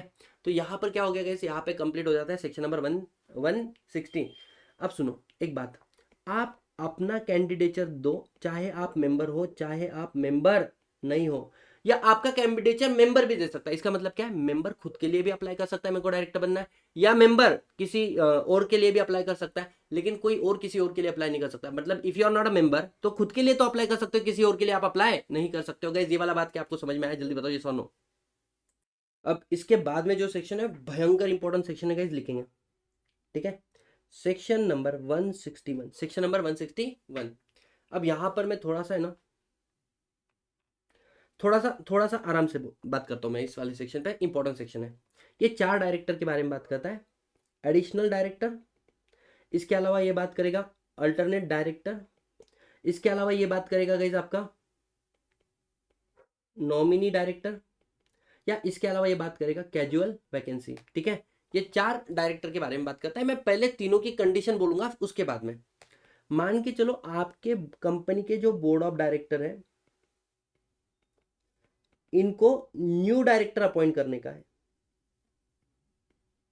तो एक तो ये जनरल मीटिंग में भी अपॉइंट कर सकते हैं या फिर बोर्ड मीटिंग में भी अपॉइंट कर सकते हैं। अगर इन्होंने बोर्ड मीटिंग में इस डायरेक्टर को अपॉइंट किया है तो generally this director called as additional director. हमारे बोर्ड में कोई एडिशन हुआ है, हमारे बोर्ड में कोई एडिशन हुआ है। अल्टरनेट डायरेक्टर का कंसेप्ट क्या बोलता है सुनो। अच्छा, एडिशनल डायरेक्टर अपॉइंट करने का पावर किसके पास है, बोर्ड ऑफ डायरेक्टर के पास। मतलब कौन अपॉइंट करेंगे, बोर्ड ऑफ डायरेक्टर। इनको पावर कहां से मिली है, आर्टिकल ऑफ एसोसिएशन में अथोराइज होना चाहिए, आप एडिशनल डायरेक्टर अपॉइंट कर सकते हो, ठीक है। और कौन ऐसा व्यक्ति है जो एडिशनल डायरेक्टर नहीं बन सकता है, बोले जो व्यक्ति जनरल मीटिंग में जिसका अपॉइंटमेंट फेल हुआ है या फिर लॉस हुआ। मैं जनरल मीटिंग में शेयर होल्डर को बोला कि बताओ विजय माल्या को डायरेक्टर बनाना चाहिए क्या, उसने लोगों ने बोल दिया नहीं, बोले ठीक है डोंट वरी हम बोर्ड मीटिंग में अपॉइंट कर लेंगे, नहीं चलेगा। और सर एडिशनल डायरेक्टर का टेन्योर कितना है, टेन्योर कब तक, तो बोलते हैं जब तक आपकी कंपनी में एजीएम नहीं आ जाती ना, एजीएम तक वो आपके कंपनी में रहेगा। और स्पेसिफिकली एजीएम के कमेंसमेंट तक, एजीएम शुरू होने के पहले वो वैकेट कर लेता है ऑफिस, ठीक है। इसके अलावा अगर सर हमारी कंपनी में एजीएम ही नहीं हुई तो बेटा फिर लास्ट डेट जिस दिन एजीएम होनी चाहिए थी, लास्ट डेट जिस दिन AGM would have been held, ठीक है। ये हो गया किसका, एडिशनल डायरेक्टर, पूरा सॉर्टेड है ना, एकदम आराम से हो गया ये। सर एडिशनल डायरेक्टर को बोर्ड कैसे अपॉइंट करेंगे, आप इसको बोर्ड मीटिंग में भी कर सकते हो या रिजोल्यूशन बाय सर्कुलेशन भी कर सकते हो। अब आ जाते हैं अल्टरनेट डायरेक्टर के बारे में। सर अल्टरनेट डायरेक्टर म्हणजे काय, सुनो। अगर हमारे कंपनी के बोर्ड ऑफ डायरेक्टर में से मान के चलो से फॉर एग्जांपल ये है इंडिया, कोई डायरेक्टर चले गया इंडिया के बाहर, एक आधा डायरेक्टर कहां पे चले गया किस, इंडिया के बाहर चले गया, एक आधा डायरेक्टर इंडिया के बाहर चले गया। अब इसके जगह पे वैकेंसी आ गई ना, इस वैकेंसी पे हम लोग क्या बोल रहे हैं कि हमारे कंपनी के बोर्ड ऑफ डायरेक्टर यहाँ पे नया डायरेक्टर अपॉइंट कर सकते हैं। अगर कोई डायरेक्टर हमारा आउटसाइड इंडिया चले गया है फॉर पीरियड ऑफ 3 और मोर मंथ, तो ऐसे डायरेक्टर उसके जगह पे जिस डायरेक्टर को अपॉइंट किया उसको क्या बोलेंगे हम लोग, alternate director. Alternate director, sir alternate director appoint करने का काम किसका है, बोर्ड ऑफ डायरेक्टर का। सर अल्टरनेट डायरेक्टर को अपॉइंट करने का पावर कहाँ पे होना चाहिए, आर्टिकल ऑफ एसोसिएशन में लिखा होना चाहिए, या फिर आप ऑर्डिनरी रिजोल्यूशन पास करके शेयर होल्डर से ये पावर ले सकते हो, ठीक है। सर अल्टरनेट डायरेक्टर के लिए भी कुछ डिस्क्वालिफिकेशन है क्या, हाँ। अगर आप कंपनी के एग्जिस्टिंग डायरेक्टर हो, मतलब ये जो डायरेक्टर है ना इसमें से कोई भी अल्टरनेट डायरेक्टर बन नहीं सकता, मतलब एग्जिस्टिंग डायरेक्टर, एग्जिस्टिंग डायरेक्टर कभी अल्टरनेट डायरेक्टर नहीं बन सकता। अच्छा सुनो ना, ये जो अल्टरनेट डायरेक्टर बन गया ये किसी और का अब ये भी इंडिया के बाहर चले गया, उसका अल्टरनेट नहीं बन सकता है। मतलब अगर आप किसी के ऑलरेडी क्या हो, अल्टरनेट डायरेक्टर हो, तो भी आप फिर किसी और के अल्टरनेट डायरेक्टर नहीं बन सकते। मतलब a person can be alternate director of maximum one person. और तीसरा, अगर आपको अल्टरनेट डायरेक्टर अपॉइंट करना है ऑफ इंडिपेंडेंट डायरेक्टर, तो बेटा ये अल्टरनेट डायरेक्टर भी इंडिपेंडेंट डायरेक्टर की जो 149 सबसेक्शन 6 के क्राइटेरिया कंडीशन है ना उसको सेटिस्फाई करना चाहिए, ठीक है। सर ये अल्टरनेट डायरेक्टर कब तक इंडिया में रहेगा, सुनो, अल्टरनेट डायरेक्टर सॉरी ऑफिस कब तक होल्ड करेगा, तो जब तक ओरिजिनल डायरेक्टर रिटर्न नहीं आ जाता इंडिया के अंदर, रिटर्न नहीं आ जाता है इंडिया के अंदर, या फिर balance period of original director. कभी भी याद रखना ओरिजिनल डायरेक्टर अल्टरनेट डायरेक्टर कभी भी ओरिजिनल डायरेक्टर का प्रॉक्सी नहीं है, उसको बोर्ड ने अपॉइंट किया हुआ है। अच्छा सुनो सर, मानो अल्टरनेट डायरेक्टर अपॉइंट हुआ और 1 साल के बाद में हमारा जो ओरिजिनल डायरेक्टर वो अभी तक इंडिया में नहीं आया, उसका ऑफिस रिटायर हो रहा है, उसका ऑफिस रिटायर हो रहा है, तो ऐसे केस में ओरिजिनल डायरेक्टर तो रीअपॉइंट हो जाएगा ऑटोमेटिकली, वो है ना, उसकी जगह पे किसी और को अपॉइंट नहीं किया तो ऑटोमेटिकली अपॉइंटमेंट। लेकिन अल्टरनेट डायरेक्टर कभी भी ऑटोमेटिकली रीअपॉइंट नहीं होगा। मतलब ओरिजिनल डायरेक्टर रीअपॉइंट हो गया, इसका मतलब अल्टरनेट भी ऑटोमेटिक रीअपॉइंट हो जाएगा क्या, नहीं बेटा, जैसे उसका ऑफिस खत्म तेरा ऑफिस खत्म, तेरे को अपॉइंट करने के लिए फिर से नया रिजोल्यूशन पास करना पड़ेगा। सर नॉमिनी डायरेक्टर क्या होता है, सुनो, एक बैंक है SBI, state bank of India, state bank of India ने लोन दिया रिलायंस इंडस्ट्री लिमिटेड को। अब दो ऑप्शन है, शायद एसबीआई एक्ट के अंदर लिखा हुआ है कि आप अपना डायरेक्टर कहाँ पे बिठा सकते हो, कंपनी के अंदर बिठा सकते हो, तो बेटा ऐसे वाले केस में यहाँ पर आप किसको अपॉइंट कर लोगे, नॉमिनी डायरेक्टर। या फिर मानो एक्ट में नहीं लिखा है, एसबीआई एक्ट में नहीं लिखा है, बट ये पावर आपको कहाँ से मिली, एग्रीमेंट के थ्रू पावर मिली है। तुम लोन देते वक्त शर्त रखे थे एक डायरेक्टर हमारा आपके बोर्ड पे आ गए, तो that director is what, nominee director, उस डायरेक्टर को क्या बोलेंगे, नॉमिनी। अब इसको कौन अपॉइंट कर रहा है guys, bye board of director, bye board of director इसको भी अपॉइंट कर रहे हैं। इसके लिए पावर कहाँ से आई है, एक तो गाइस लॉ में रहेगा या फिर एग्रीमेंट में होगा। और सर इसके डिस्क्वालिफिकेशन कुछ भी नहीं है, ठीक है। और सर ये कब तक होल्ड करेगा, जब तक वो एग्रीमेंट में लिखा है तब तक। He is non rotational director. Casual vacancy, देखो अगर आपने किसी डायरेक्टर को अपॉइंट किया था जनरल मीटिंग के अंदर, कितने साल के लिए, 5 साल के लिए, 3 साल के लिए, 2 साल के लिए, लेकिन उसका टीन्योर खत्म होने के पहले ही वो ऑफिस को क्या कर दिया है, वैकेट। दो कंडीशन है, पहले तो डायरेक्टर अपॉइंटेड है जनरल मीटिंग में और उसका ऑफिस वैकेट कब हुआ है, उसका ऑफिस वैकेट हुआ है पहले, तो in that case board of director यहां पर क्या करेंगे, कैजुअल वैकेंसी को फिल करेंगे, मतलब नया डायरेक्टर अपॉइंट करेंगे। और बेटा इसको नेक्स्ट जनरल मीटिंग में शेयर होल्डर से अप्रूव करा लेना। क्यों सर, क्यों सर, रीजन बिंग, मानो आपने किसी डायरेक्टर को मार डाला और उसकी जगह पे आपने लेकर आ गए विजय माल्या को, जो शेयर होल्डर नहीं चाहते थे, तो बेटा शेयर होल्डर उसको रिजेक्ट कर देंगे नेक्स्ट जनरल मीटिंग में। समझ में आ रहा है। अब क्वेश्चन आया सर इस डायरेक्टर को हम लोग कैसे अपॉइंट करेंगे, इसको अपॉइंट करेंगे by board of director, board of director इस डायरेक्टर को करेंगे अपॉइंट, और only in board meeting, only in board meeting, अब ये चलना, only in board meeting, resolution by circulation से आप इसको अपॉइंट नहीं कर सकते। दूसरा, जो कैजुअल वैकेंसी आपने अपॉइंट किया है, अच्छा मैंने यहाँ पे नया डायरेक्टर लेकर आया, वो भी शेयर होल्डर ने अप्रूव भी कर दिया और उसका भी डेथ हो गया, क्या अब इसकी वैकेंसी कैजुअल वैकेंसी कहलाएगी, आंसर इज नो, इसकी वैकेंसी कैजुअल नहीं कहलाएगी क्योंकि ये अपॉइंटेड बाय बोर्ड था, अपॉइंटमेंट बाय जनरल मीटिंग में अपॉइंटमेंट चाहिए, ठीक है। चलो समझ में आया सर। और सर कैजुअल वैकेंसी का डिस्क्वालिफिकेशन क्या है, इसको नेक्स्ट जनरल मीटिंग में अप्रूवल नॉट रिसीव, ये उसका डिस्क्वालिफिकेशन बन जाएगा, है ना, वैकेट करना पड़ेगा। और सर टेन्योर, टेन्योर क्या रहेगा, tenure balance period in whose place appointed, जिसके प्लेस पे अपॉइंट हुए ना उसका बैलेंस पीरियड, ठीक है। अब शायद ये ज़्यादा टेक्निकल हो जाएगा, करूँ नहीं करूँ, चलो बताता हूँ। हमने 149 सबसेक्शन 1 के अंदर बोला था ना मैक्सिमम डायरेक्टर कितने हो सकते हैं, 15 के बियॉन्ड चाहिए तो एसआर पास करना पड़ेगा आपको। इफ यू गाइज रिमेंबर, याद आ रहा है तुम लोगों को, यस और नो। तो क्वेश्चन ये आता है क्या एडिशनल डायरेक्टर को इस 15 वाली लिमिट में काउंट करेंगे, यस करेंगे।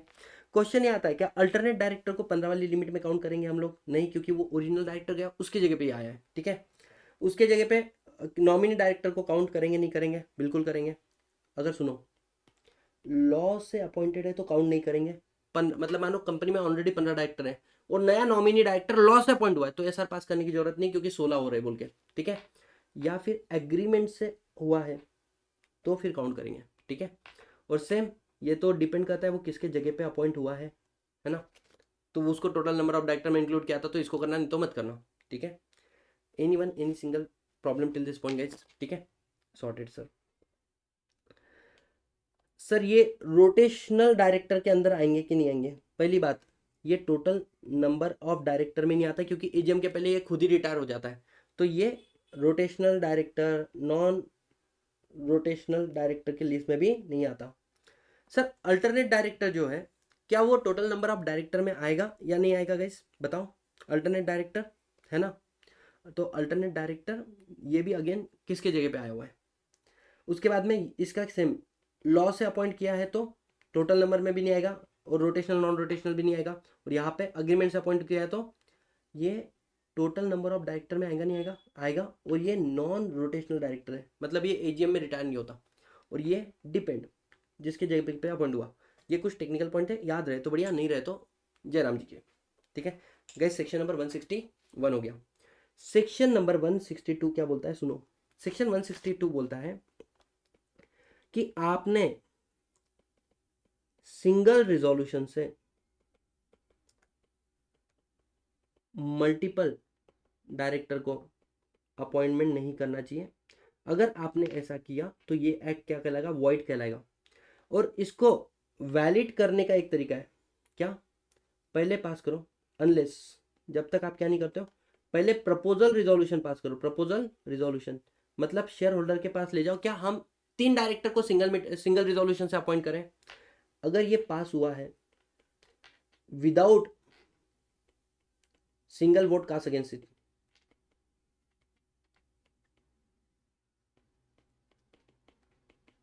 तो फिर तो चल जाएगा, तो फिर तो चल जाएगा। या फिर सेकंड पॉइंट क्या बोला है, सुनो। और अगर और साथ में फिर रिजोल्यूशन पास कर लो अपॉइंटमेंट का, रिजोल्यूशन पास कर लो अपॉइंटमेंट का। सर आता है सेक्शन नंबर 162। ये मैं तुमको पहले ही बोला था, जिस कंपनी में रोटेशनल नॉन रोटेशनल डायरेक्टर वाला कंसेप्ट होता है ना, उस कंपनी में ये वाला कंसेप्ट नहीं होता है। मतलब जिस कंपनी में resolution bye appointment of director by proportional resolution, proportional representation रहेगा, वहां पर सेक्शन नंबर 152 सबसेक्शन 6-7 जो रोटेशन नॉन रोटेशन होता है ना, वो एप्लीकेबल नहीं होता है। क्या बोलते हैं कि बोलते हैं कंपनी के कम से कम 2/3 या उससे ज्यादा डायरेक्टर क्या होने चाहिए, आर दोज डायरेक्टर जिसको हमने अपॉइंट किया है बाय प्रोपोर्शनल रिप्रेजेंटेशन। मैं आपको बोल दूंगा इस टॉपिक को समझने के लिए बहुत ज़्यादा टाइम लगता है, पीएचडी करनी पड़ती है बेटा। ये पीएचडी आपको मिल जाएंगी कहाँ पर, section 163 company act 2013 by Satish Bhaiti, search करना। इस चीज़ को मैंने बहुत अच्छे से 16 मिनट में रिवाइज करवाया एग्जाम्पल के साथ में, ठीक है। तो वो आपको मिलेगा ऑनलाइन यूट्यूब पे, वीडियो सर्च कर लेना।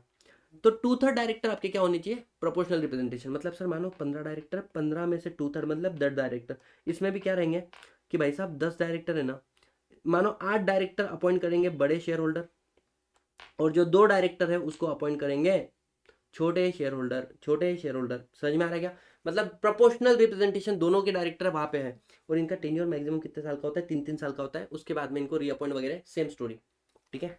ये कुछ काम का सेक्शन नहीं है। अब जो सेक्शन है वो एकदम धुआंधार सेक्शन है, section number 164 disqualification of director. Section number 164 subsection 1 क्या बोलता है, अगर आप डिस्क्वालिफाइड मतलब कोई भी व्यक्ति कंपनी के अंदर डायरेक्टर नहीं बन सकता अगर वो क्या है, अनसाउंड माइंड है, या फिर उसको इंसॉल्वेंट इंसॉल्वेंट डिक्लेयर किया है और अभी भी वो अनडिस्चार्ज है। मतलब अनडिस्चार्ज मतलब इंसॉल्वेंसी से बाहर नहीं आया है, मतलब लोगों ने उसके अगेंस्ट में एप्लीकेशन फाइल किया, वो इंसॉल्वेंट घोषित हो चुका है। तो जैसे वो इंसॉल्वेंट घोषित हो गया उसके बाद में जब तक वो इंसॉल्वेंसी से बाहर नहीं आता तब तक वो डायरेक्टर नहीं बन सकता किसी कंपनी में। सर अगर उसने खुद ने अप्लाई किया है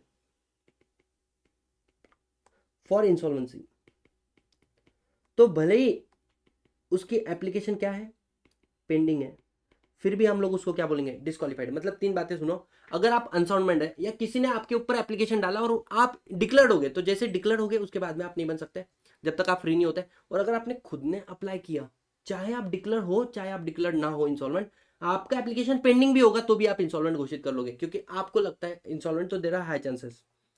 इसके अलावा गाइस, इसके अलावा क्या बोला हुआ है, अगर आप 165 में एक व्यक्ति मैक्सिमम कितने कंपनी में, ये सेक्शन में यहीं पे खत्म कर रहा हूं, आगे नहीं पढ़ूंगा, ठीक है।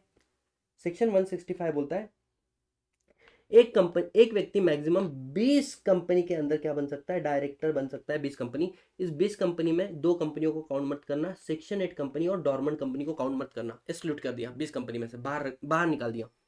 और इसमें भी सब लिमिट है, क्या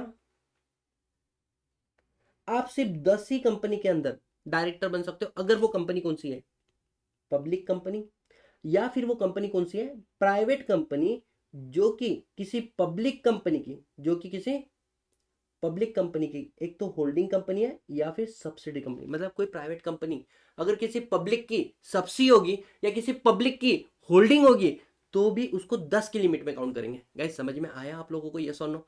तो अगर आप मैक्सिमम नंबर ऑफ आपकी वो जो खत्म हो चुकी है तो you can not be appoint as a director in other company.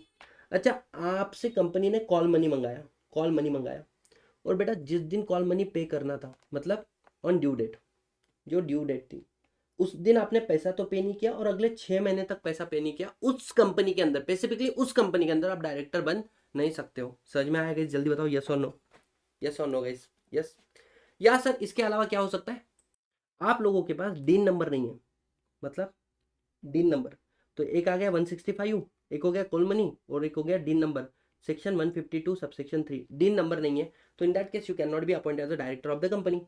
तीसरा, अब सबसे इंपॉर्टेंट है क्या, कि अगर मान के चलो आपने कुछ ऑफेंस किए हैं, वो ऑफेंस मॉरल टर्पिडिटी के होने चाहिए, ऐसे पहले लिखा था, अब जरूरी नहीं है, और जिसके अंदर आपको 6 महीने से ज्यादा की क्या हो चुकी है, सजा हो चुकी है, तो बेटा उसके बाद में आप 5 साल तक क्या हो जाते हो, डिस्क्वालीफाइड हो जाते सकते हो, किसी भी कंपनी में डायरेक्टर बोलकर अपॉइंट नहीं हो सकते। और सर अगर मेरे को जो सजा मिली है वो 7 साल या उससे ज्यादा वाली सजा मिली है तो सर, 7 साल से ज्यादा वाली सजा मिली है तो बेटा ऐसे वाले केस में अगर आपको 7 साल से ज्यादा वाली सजा मिली है तो आप लाइफ टाइम के लिए क्या हो जाओगे, डिस्क्वालीफाइड हो जाओगे, आप जीवन में कभी किसी कंपनी में डायरेक्टर नहीं बन सकते। सर सुनो ना, मैंने 188 का कॉन्ट्रावेंशन किया, मतलब सेक्शन 188 रिलेटेड पार्टी ट्रांजेक्शन का लास्ट 5 ईयर के अंदर, लास्ट 5 साल के अंदर मैंने कॉन्ट्रावेंशन किया, तो बेटा फिर अब अगले 5 साल तक आप क्या नहीं बन सकते हो, आप डिस्क्वालीफाइड हो गए हो, ठीक है। या फिर कोर्ट ने या ट्राइब्यूनल ने ऑर्डर पास किया और मेरे को डिस्क्वालीफाइड कर दिया डायरेक्टर बनने से, और आज भी वो ऑर्डर क्या है, इन फोर्स है, इन फोर्स है, मतलब आज भी ऑर्डर वैलिड है, तो फिर भी तुम क्या नहीं बन सकते हो, डायरेक्टर नहीं बन सकते हो। अब क्वेश्चन ये आता है कि सर सुनो ना, जब ये जो है ये कोर्ट वाले डिसीजन हो गए ना, ऑफेंस के अंदर कॉन्विक्ट होना, 188 में कॉन्विक्ट होना, कोर्ट ने मेरे को डिस्क्वालीफाई किया, हाँ, अगर मैं इसके अगेंस्ट में अपील कर दूं, अपील कर दूं, तो क्या मेरा डिस्क्वालिफिकेशन हट जाएगा, बेटा स्टिल डिस्क्वालीफाई, आप फिर भी क्या हो गए, डिस्क्वालिफिकेशन तो आपका फिर भी रहेगा, फिर भी रहेगा। दूसरा, अब ये हो गया 164 सबसेक्शन 2, अगर तुम्हारी कंपनी ने कंटिन्यूअस 3 साल के लिए एक तो फाइनेंशियल स्टेटमेंट या फिर एनुअल रिटर्न फाइल नहीं किया, एक तो 3 साल तक एफ एस फाइल नहीं किया, या 3 साल तक A R annual return file नहीं किया है, तो बेटा तुम्हारा डायरेक्टर हो गया डिस्क्वालीफाइड। या फिर तुम्हारी कंपनी ने 3D का डिफॉल्ट किया है। सर 3D का मतलब डिपॉजिट, डिवेंचर या डिविडेंड डिक्लेयर्ड, मतलब इक्विटी का डिविडेंड है ना, डिविडेंड डिक्लेयर, ये डिफॉल्ट किया हुआ है, and this default is continue for 1 year, this default is continue for 1 year, तो फिर अब तुम्हारा डायरेक्टर क्या हो गया, डिस्क्वालीफाइड। सर कितने डिस्क्वालिफिकेशन, इसमें ना एग्जाम्पशन दिए गवर्नमेंट कंपनी को, एग्जाम्पशन दी गवर्नमेंट कंपनी को, ध्यान देना। अब इन्होंने क्या बोला कि फिर तुम्हारा डायरेक्टर अगले 5 साल तक, अगले 5 साल तक, है ना, डिस्क्वालीफाई है, न्यू कंपनी में उसका अपॉइंटमेंट नहीं हो सकता, और जिस कंपनी में डिफॉल्ट है ना, एग्जिस्टिंग कंपनी, उस कंपनी में आपका रीअपॉइंटमेंट नहीं हो सकता। मतलब अगर वो पब्लिक कंपनी, वहां पे तुम रिटायर हो गए तो रीअपॉइंटमेंट का ऑप्शन था ना, रिटायरिंग डायरेक्टर को रीअपॉइंट कर लो, वो नहीं पॉसिबल है, आपका रीअपॉइंटमेंट नहीं, एग्जिस्टिंग कंपनी कंटिन्यू करो। और आगे क्या बोला है, सेक्शन नंबर 164 सबसेक्शन 3 की प्राइवेट कंपनी आप एडिशनल ग्राउंड ऑफ डिस्क्वालिफिकेशन लगा सकते हो आपके आर्टिकल ऑफ एसोसिएशन के अंदर लिख के। मतलब डायरेक्टर अगर एमबी नहीं होगा तो डायरेक्टर नहीं बनेंगे, सीए नहीं होगा तो डायरेक्टर नहीं बनाएंगे, सीएस नहीं होगा डायरेक्टर, सीएमए नहीं होगा डायरेक्टर, लगा सकते हो कुछ भी। हाँ, जो डिस्क्वालिफिकेशन हमने दिए इसको खत्म मत कर लेना, ठीक है। आगे बढ़ते गए, सेक्शन नंबर 164 के बाद में 165 तो मैंने यहीं पे कवर कर लिया है। सेक्शन 166, सेक्शन नंबर 166 खत्म होने में आ गया है पूरा। ये क्या बोलता है, आप अपने कंपनी एक्ट को फॉलो करना, साथ में आर्टिकल ऑफ एसोसिएशन को भी फॉलो करना। कोई भी काम करोगे तो कंपनी के ऑब्जेक्ट को प्रमोट करने के लिए करना, जिसमें बेनिफिट हो जाएगा। किसका बेनिफिट होगा गाइस? ऑल स्टेक होल्डर का, सबका बेनिफिट हो जाएगा। पॉइंट 1। तीसरा, आप क्या नहीं करना, आप डायरेक्टर के पोजीशन में हो तो कभी भी ऐसा सिचुएशन आ सकता है, कॉन्फ्लिक्ट ऑफ इंटरेस्ट हो सकता है कि आप जो कंपनी रिजोल्यूशन पास कर रहे हो आप उसमें इंटरेस्टेड हो, तो बोले खुद को कॉन्फ्लिक्ट ऑफ इंटरेस्ट वाली पोजीशन में मत डाल देना। चौथा, आप अपनी पोजीशन का गलत इस्तेमाल मत करना, अनड्यू गेन मत करना, और अगर कर लिया है तो बेटा इसको रिटर्न करना पड़ेगा। किसको? कंपनी को। और जीते जीते अपने ऑफिस को असाइन मत कर देना किसी अदर को, है ना। अपने डायरेक्टर की पोजीशन, मैं डायरेक्टर हूं, मैं आज के बाद में इसको डायरेक्टर बना के जा रहा, नहीं रे, तेरे को डायरेक्टर तूने बनाया कि लोगों ने बनाया? लोगों ने, उनके पास पावर, तेरे पास पावर नहीं है। और सर अगर डिफॉल्ट किया तो 1 लाख से लेके 5 लाख का पेटी रेडी रखना, 1 से 5 पेटी रेडी रख लेना, ठीक है। ये हो गया 166। अब आ रहे गैस 167।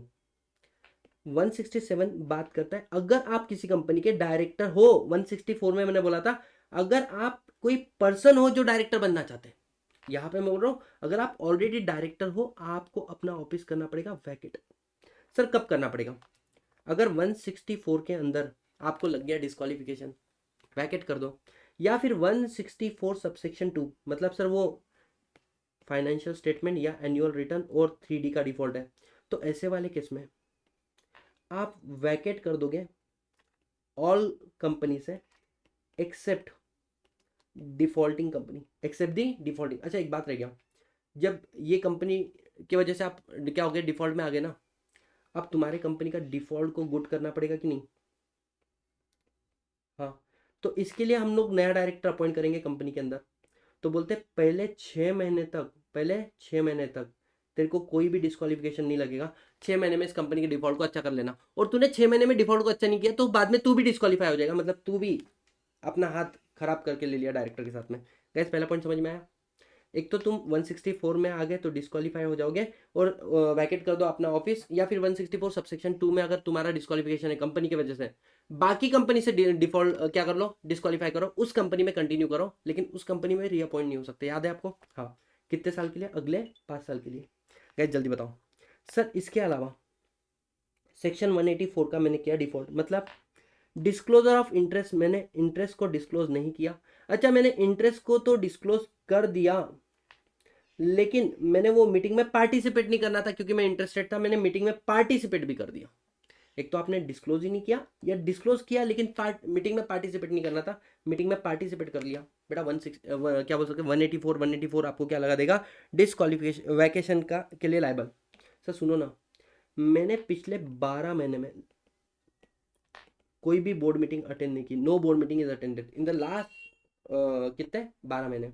या सर हाँ, एक होल्डिंग कंपनी है, सेबी एलओडीआर बोलता है कि जो आपकी मटेरियल अनलिस्टेड कंपनी है, उसके अंदर मटेरियल अनलिस्टेड कंपनी है, उसके अंदर आपको अपना डायरेक्टर अपॉइंट करना पड़ेगा। उसके अंदर आपको आपके कंपनी के इंडिपेंडेंट डायरेक्टर को आपके मटेरियल अनलिस्टेड कंपनी में अपॉइंट करना पड़ेगा।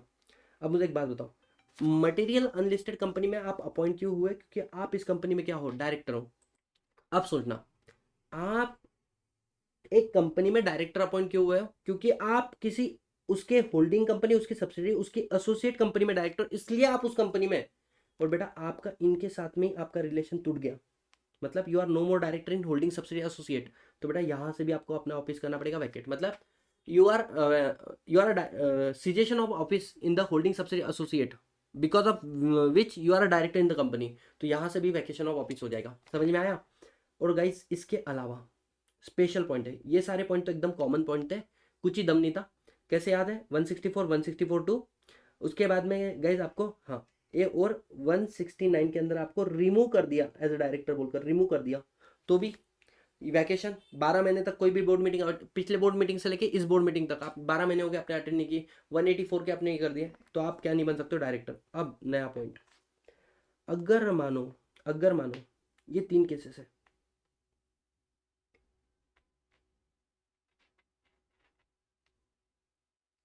अगर आप डिस्क्वालीफाई हो गए हो, मतलब कॉन्विक्ट 6 महीने से ज़्यादा की सजा होगी, 188, या फिर कोर्ट ने डिस्क्वालीफाई किया, यहाँ पर आप डिस्क्वालिफिकेशन तो आपको लग गया, डिस्क्वालिफिकेशन लग गया, बट नो वैकेशन, वैकेशन नहीं करना है। कब तक?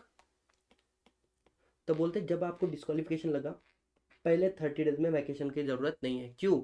शायद 30 डेज में आप उसके अगेंस्ट में क्या कर दो, अपील टाइम होता है, ये अपील टाइम। सर मैंने अपील कर दिया, किसको कर दिया? हायर कोर्ट को।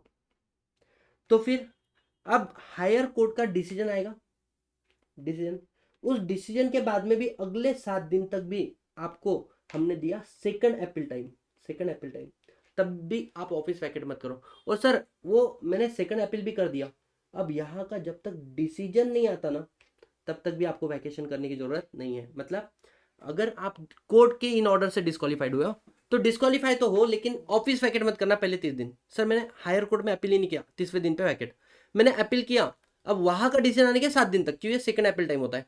सर मैंने अपील ही नहीं किया, फिर तो भाई 7 दिन के बाद में वैकेट। और सर मैंने 7 डे के बाद में वैकेट तो किया, ऑफिस अपील तो कर दिया, अब यहाँ का जो डिसीजन आएगा वो आया कि तुम कॉन्विक्टेड हो, तो इन दैट केस वैकेट करना पड़ेगा। वो बोला नहीं, कॉन्विक्शन की कोई जरूरत, कॉन्विक्टेड की कोई जरूरत नहीं है, तो आप कंटिन्यू करो। ऐसे समझ में आया? यहाँ पर खत्म हो गया आपका सेक्शन नंबर 166, 167। अब इस चैप्टर के आखिरी पड़ाव पे आगे गए हम लोग। 168 बात करता है रेजिग्नेशन के बारे में, और 169 बात करता है रिमूवल के बारे में। ये हो गया तो चैप्टर हो गया। ये रेजिग्नेशन क्या है सुनो।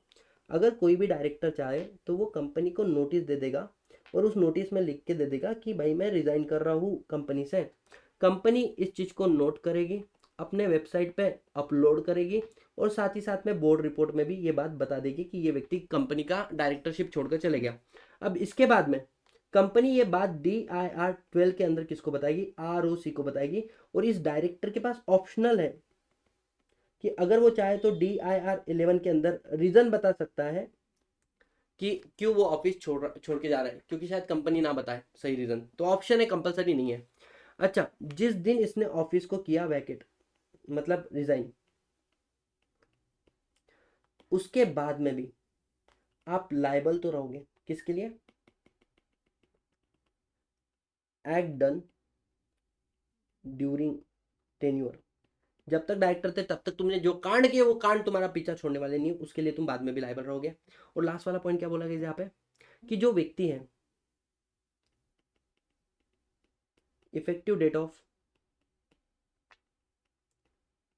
Resignation, effective date of resignation, किस दिन तक आप रेजिग्नेशन, तो देखो आपने जिस दिन रेजिग्नेशन भेजा और वो कंपनी को रिसीव हुआ, या फिर जो डेट आपने रेजिग्नेशन में लिखी थी, date mention in resignation letter.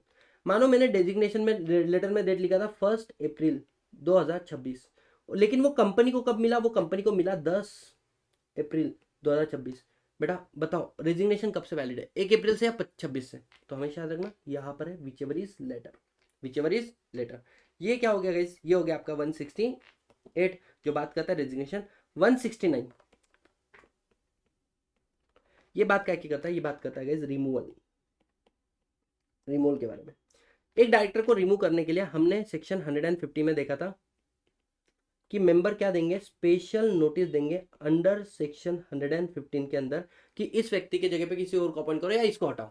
ठीक है, कंपनी को कितने दिन पहले? 14 day before general meeting, but not earlier than 3 month, 3 महीने से पहले नहीं। सर ये लोग कौन होने चाहिए स्पेशल नोटिस देने वाले? इनके पास कंपनी के एटलीस्ट 1% वोटिंग पावर या फिर 5 लाख रुपए का पेड अप शेयर कैपिटल होता है, ये कंपनी को नोटिस देते हैं। अब जैसे ही इन्होंने कंपनी को क्या दिया? नोटिस दे दिया गाइस। कंपनी क्या करेगी? इस नोटिस को आगे फॉरवर्ड करेगी कंसर्न डायरेक्टर को। कंसर्न डायरेक्टर के पास 2 अधिकार है, एक है ओरल रिप्रेजेंटेशन, एक है रिटर्न रिप्रेजेंटेशन। ये अपना रिटर्न रिप्रेजेंटेशन किसको भेजेगा? कंपनी को। कंपनी को वेल इन एडवांस मिल गया तो कंपनी ये किसको आगे भेजेगी? मेंबर्स को। और मेंबर जनरल मीटिंग में जाके अगर OR पास कर दे, OR पास कर दे, तो बेटा ये डायरेक्टर क्या हो जाएगा? रिमूव। और अगर OR हमारा हो जाए फेल, तो वो डायरेक्टर करेगा कंटिन्यू। बट OR के जगह पे हमें क्या चाहिए? SR। कब? अगर आप इंडिपेंडेंट डायरेक्टर को रिमूव करना चाहते हो जो रीअपॉइंटेड हुआ है, मतलब बड़ा इंडिपेंडेंट डायरेक्टर जब पहली बार अपॉइंट होता है तो ओआर से होता है, रीअपॉइंट होता है तो एसआर से होता है, तो उसको पहले टर्म में अगर हटा रहे हो तो ओआर लगेगा, सेकंड टर्म में रीअपॉइंटमेंट वाले टर्म में हटा रहे हो तो एसआर लगेगा। ठीक है, अब सर सुनो ना, रिटर्न रिप्रेजेंटेशन हमने स्पेशल नोटिस के साथ में रिटर्न रिप्रेजेंटेशन अगर भेजा तो फिर वो ओरल रिप्रेजेंटेशन वहां पे बोल के बताएंगा, लेकिन हमने रिटर्न रिप्रेजेंटेशन नहीं भेजा तो बेटा इफ नॉट सेंड तो अपने को उसको रीड करना पड़ेगा, कहाँ पर, नोट। और सुनो, उसने गाली गलौज किया था तो बोले एग्रीड पर्सन आप जाके सीधा ट्राइब्यूनल को कर दो रिक्वेस्ट कि ये रिटर्न रिप्रेजेंटेशन में क्या कर रहा है, अब्यूज कर रहा है अपनी पावर को। क्यों, टू गेन नीडलेस पब्लिसिटी, उसको नीडलेस क्या चाहिए, पब्लिसिटी। गाली दिया, बोले मेरे माँ बहन पे गाली दिया, डिफेमेटरी मैटर, तो फिर कोर्ट बोलेगा क्या, no need to send return representation, no need to read return representation. और साथ ही साथ में तुमने मेरे को एप्लीकेशन दिया तो ये जो खर्चा है एक्सपेंस, इस खर्चे को कर देना रीएम्बर्स, इस खर्चे को कर देना रीएम्बर्स। तो यहाँ पर आपका सेक्शन नंबर 169 हो गया खत्म। ठीक है, चार्जिंग खत्म हो गई थी लैपटॉप की, लगाया बड़े मुश्किल से, है ना, आ जाओ, इसलिए आगे हाथ करके लिखना पड़ेगा। अब हम लोग बात करेंगे सर सेक्शन नंबर 170, ये क्या बोलता है, रजिस्टर्ड मेंटेन कर देना किसका, आपकी कंपनी के जो डायरेक्टर है उनके डिटेल्स, केएमपी उनके डिटेल्स, और उन्होंने कितने नंबर ऑफ सिक्योरिटी होल्ड किए हुए हैं कंपनी होल्डिंग सब्सिडी एसोसिएट में, ये बातें बता देना। ठीक है, खत्म। और आपको समय समय पर रिटर्न फाइल करना पड़ेगा, रिटर्न फाइल करना पड़ेगा किसको, आरओसी को। कभी भी जब कोई चेंजेस आए अबाउ कंटेंट के अंदर, मतलब डायरेक्टर वगैरह इनमें कोई चेंज आता है तो रिटर्न फाइल करना पड़ेगा। ठीक है, अब सर 171 क्या बोलता है, ये जो तुमने रजिस्टर मेंटेन किया है, मेंबर चाहे तो इसको क्या कर सकता है, इंस्पेक्ट कर सकता है, इसकी कॉपी डिमांड कर सकता है, या इसका एक्सट्रैक्ट ले सकता है। ठीक है, कंपनी आप दे दोगे इसको, और कंपनी आपको ये अपने एजीएम में भी ओपन रखना पड़ेगा, एजीएम में भी क्या करोगे, ओपन रखोगे। और साथ ही साथ में क्या बोला गया, साथ ही साथ में कि अगर कंपनी ने किया रिफ्यूज तो मेंबर चल जाएगा रोते रोते आरओसी के पास, और आरओसी दे देगा ऑर्डर कंपनी को कि इंस्पेक्शन करने दे या कॉपी दे दे, तो कंपनी को 30 दिन में कॉपी देना पड़ेगा। लास्ट पॉइंट गाइस इस सेक्शन का 172, सेक्शन नंबर 172 ये क्या बोलता है, सुनो, अगर सेक्शन नंबर 149 से लेके सेक्शन नंबर 171 तक रिस्पेक्टिव सेक्शन में नो पेनल्टी, अगर कोई पेनल्टी नहीं लिखी, सजा नहीं लिखी, और अगर आपने इसका किया डिफॉल्ट, है ना, अगर आपने इन प्रोविजन का किया डिफॉल्ट, तो ऐसे केस में company and officer in default, आपको इनिशियल पेनल्टी लगी 50,000 की, प्लस जब तक डिफॉल्ट कंटिन्यू है आपको देने पड़ेंगे 500 रुपये पर डे, और मैक्सिमम कितनी लगेगी sir, maximum in case of company 3 lakh रुपए, in case of officer in default 1 lakh रुपए। आई थिंक लिखते लिखते पूरा का पूरा डायरेक्टर पढ़ाना बहुत ही कम समय में किया मैंने, बहुत ही कम समय में। तो अब मेरी कुछ रिक्वेस्ट है आप लोगों से, देखो यार, अगर सही बोलूँ ना, मैंने 2 पेजेस के अंदर पूरा का पूरा डायरेक्टर चैप्टर खत्म किया है आप लोगों के लिए। अब अगर ये वीडियो आपको सच्ची में जेन्युइनली बहुत अच्छा लग रहा है, मेक श्योर आप इसके ऊपर कमेंट करना, अपने दोस्तों के साथ में शेयर भी करना, है ना, और बताना कि क्या आप 1.25 घंटे के अंदर पूरा का पूरा डायरेक्टर चैप्टर मेरे साथ में लिख लिए हो और एक कॉन्फिडेंस बूस्ट हुआ है। बस ये जो मैंने नोट्स बना के रखे ना, ये आपके लास्ट मोमेंट ब्रह्मास्त्र हो जाएंगे, इसको ही पढ़कर एग्जाम में अगर चल जाओगे तो बेटा आपकी नैया पार है। देखो, करने वाला शाम कराने वाला शाम, अपन कुछ नहीं है ना, कोई अपने से एनर्जी सब कुछ करा रही है, दैट्स इट।